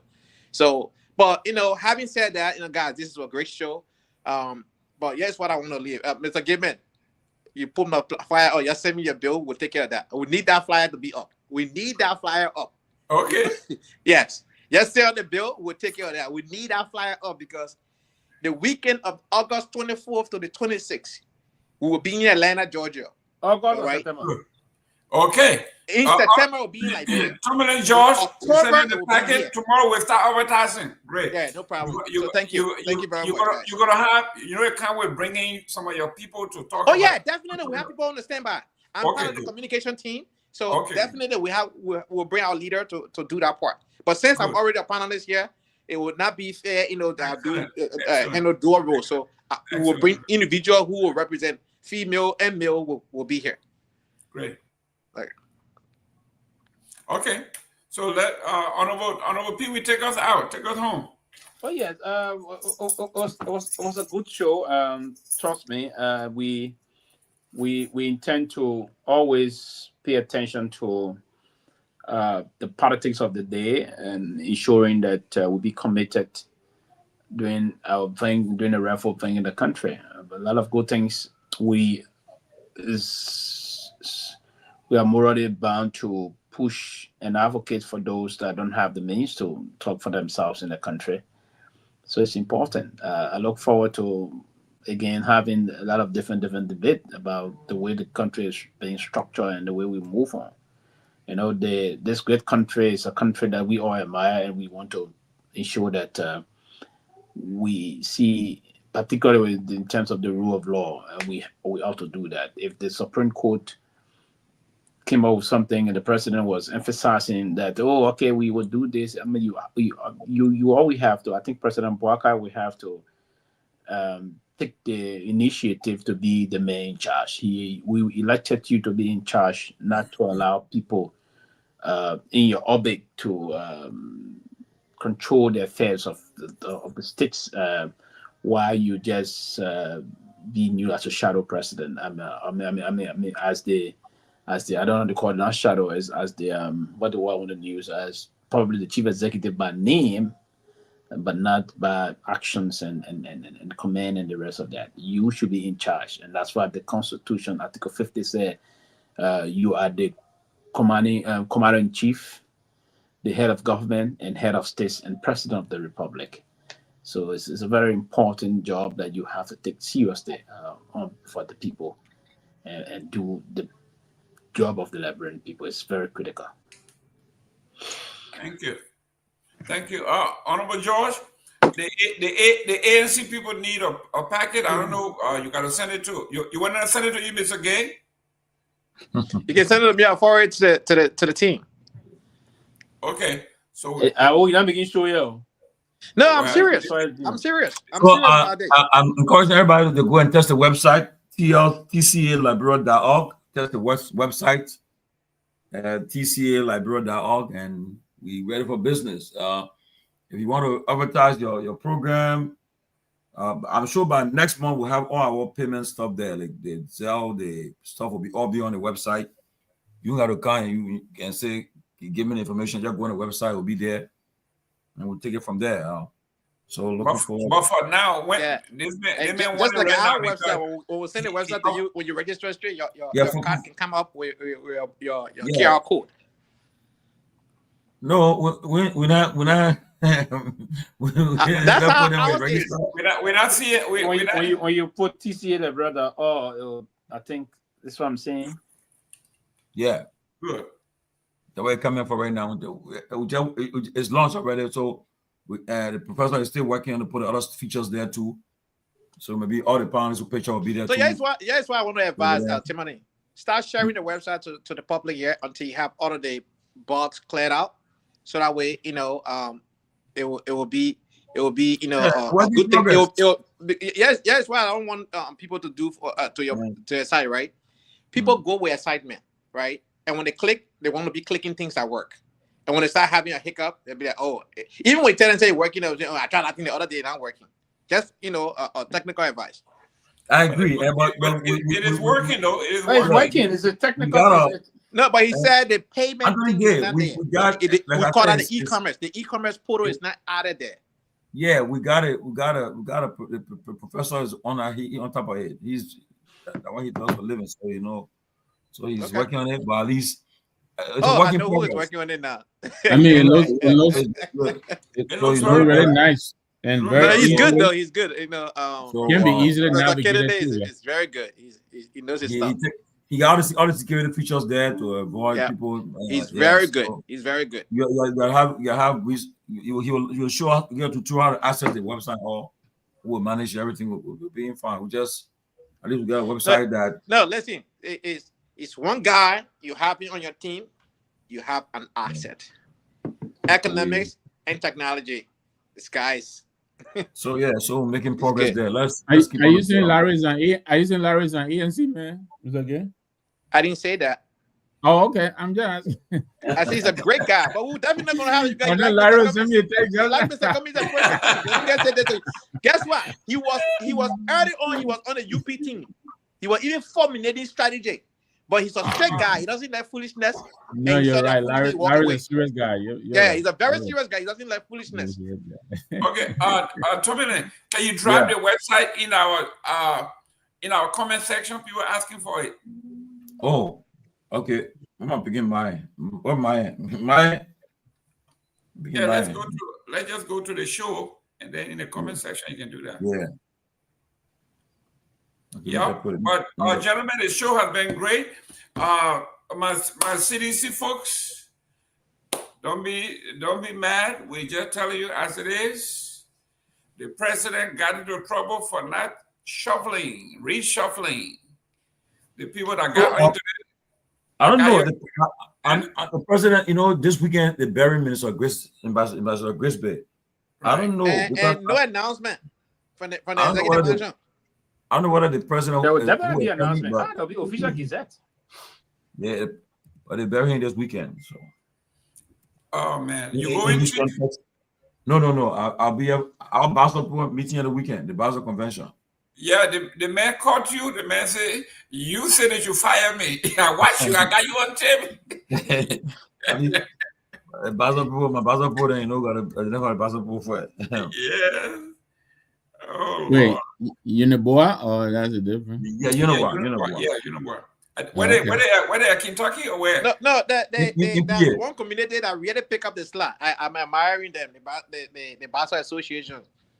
But give me ain't you part of that group? You broke away from that? Yeah.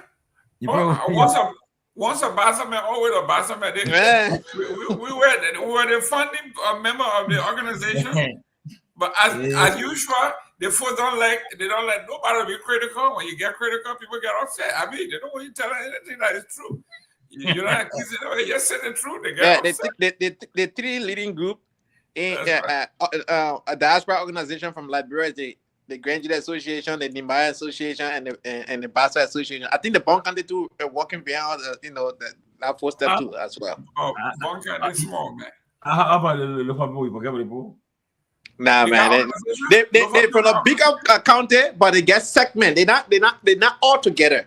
Yeah, they got Loma organization. Yeah, they're doing the Loma organization, the Kisi organization. What they can get do Lofa County? Pewee, you in the Zosa organization or you in the Lofa? No, but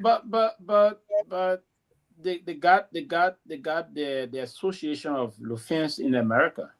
That's the association they have. But you bear with me that, and that's the model organization of Lufins in the diaspora, particularly in the U.S., right?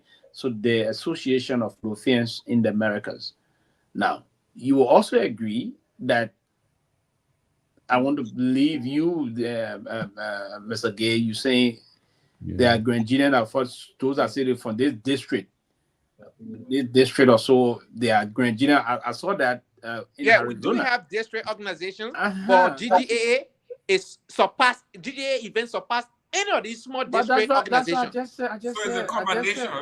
So when we come together, all districts are represented. The Association of Lufins is the model organization here.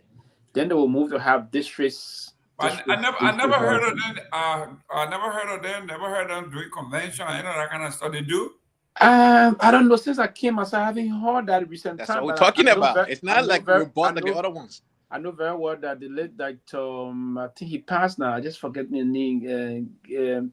he was a very great man. He was a former president when we were at the University of Liberia. He gave a lot of support to Lusa at the time. So I will have to really push Fofana, but I think we have the Association of Lufians in America. It should be a powerful organization also. But I think all of their convention of late, the only county I've heard of their conventions that have been widespread here in terms of being active is Grand Bassa County that I've noticed. I personally noticed Grand Bassa County in recent days. Grand Bassa County and Unico, Nima. Nima County. Nima is number one, even Nima.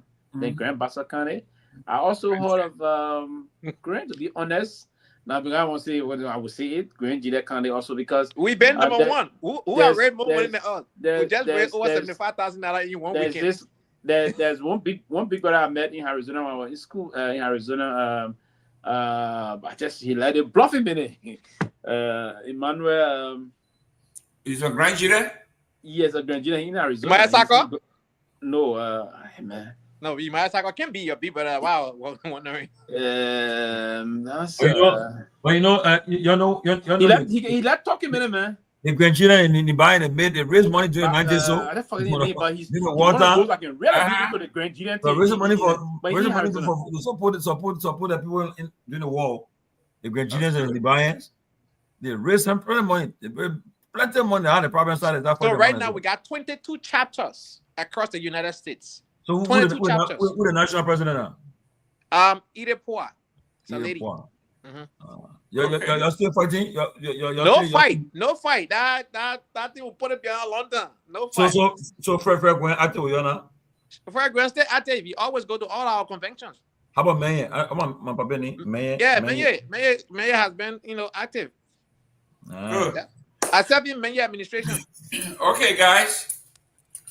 Great show, honorable George. Yeah. The girls will do well, and as you go on, the next year you're gonna get easier because guess what? Are they all gonna go to the same school like my twins? No, like the other one says we should go to the Air Force. So from high school, go to the Army. So okay. Oh wow, yeah. That's a good thing. We were lucky the twins, they are roommates, so they don't have to worry. Wow, not the man. Yes. Yeah. Oh yeah, lucky. So I saw the photos today, Jerome. Great, you guys did great, man. They look really good. I mean, just imagine the school got what 50,000 students. That's huge. Yeah, that's a big school. What? Florida State is huge. America's a great country, yeah. People are very organized in certain things. Yeah. Wow. But I saw your message, Mr. Nagbe. Yes, sir. People should live on you don't? Yeah. Yeah. Because people all the time live there, right? All the way down towards in Patrick, the dormitory. Yeah, that the GD bidding according against them. Yeah, there you go. I remember when before the war, that place of resident used to go hustle. But you know, before the war, I think 89. That was 89. I went to. I was small begin, man. No, but 89 I went to our club on attending AME Zion Community College. We went to play a club on continent. Our club was Ozidi. Want to go play? I think what a club. I had two clubs. I know. Two clubs on continent. What the name of the club there? We have three. We have Nada. We have Nada. We have Mason. Yeah, want to play one of the clubs. One there, right. I think we spent 2 nights there. Yeah, one there, play one of the clubs there. Okay. Yeah, Continent was good too though. They had the people living in the dorm. They were being good. Even absolutely, we had a lot of fun over there. I mean, yeah. Campus dormitory life is. They gotta have somewhere to sleep. The way in the jungle, I saw that. I said, wow. People living. You're right though. We live with snakes in the dormitories. Wow, for real? And I know my friend Fester Thomas. He slept on a snake. Put the clothes outside to dry, and they brought the clothes in, put it on the bed. Wow, the snail right there. Yeah. Oh my God, that was dangerous. Yeah. Wow. So, yeah, but that's what it is. Well, those things are animal. If you don't attack them, it will not. Yeah, that's what they say. I believe that because he was never a dog, but he just started attacking. I mean, I don't use step on it. Wait, last name Fester who? Fester Thomas. Oh, okay. I thought first He's married to Amanda Aldrich, Okay. but now Amanda Thomas. Myean, Yeah. Great. Myean, Hey, guys. why are we not on Facebook? Ever since we left it, why? But that's been a long time now. Yeah, we left a while ago, maybe 15, 20 minutes. Yeah, about 35 minutes. Well, all right, guys. Have a good night, man. Thank you for the show. Okay, guys. Steve, congratulations again. Congratulated the wife for the girls. You did great, Jerome. Same with you, man. I can't wait to meet on the 27th. I want to talk with CMC again, but we're meeting on the 27th. That's right. I'll be with the wife. Yeah, when our chief, are you telling me when the TCO was invited, or what do you mean? No. All right, we'll see about that. When's the program? The 27th, September 27th. Because I'm a chapter, I'm hosting that program, so the TCO will be invited. Where's gonna be the Clara Hotel? Clara, yes. The foreign minister. Yeah, that's right. But Jerome, what's it? Sylvester, I think we need to talk about. I had an opportunity to talk to somebody who said 3 presidents, right? And something we discussed that was on TikTok about the protocol, right? The code of ethics and protocol, both the executive mansion and the foreign ministry. I don't remember. I see your messenger. Where in Pennsylvania are you? No, I'm in Delaware. Oh, okay. Where? Wilmington. Oh, okay. But we're lucky. Joe Biden. But if you have some time, maybe the end of the month. You in Wilmington too? Doing Delaware. In Delaware? Indike withdrew on Mr. Epstein's behalf more than $800,000. Yeah, I'm in the 808 zip code. All right, good night, guys. Okay, guys. And then oversaw over $2.5 million in payments from a single account.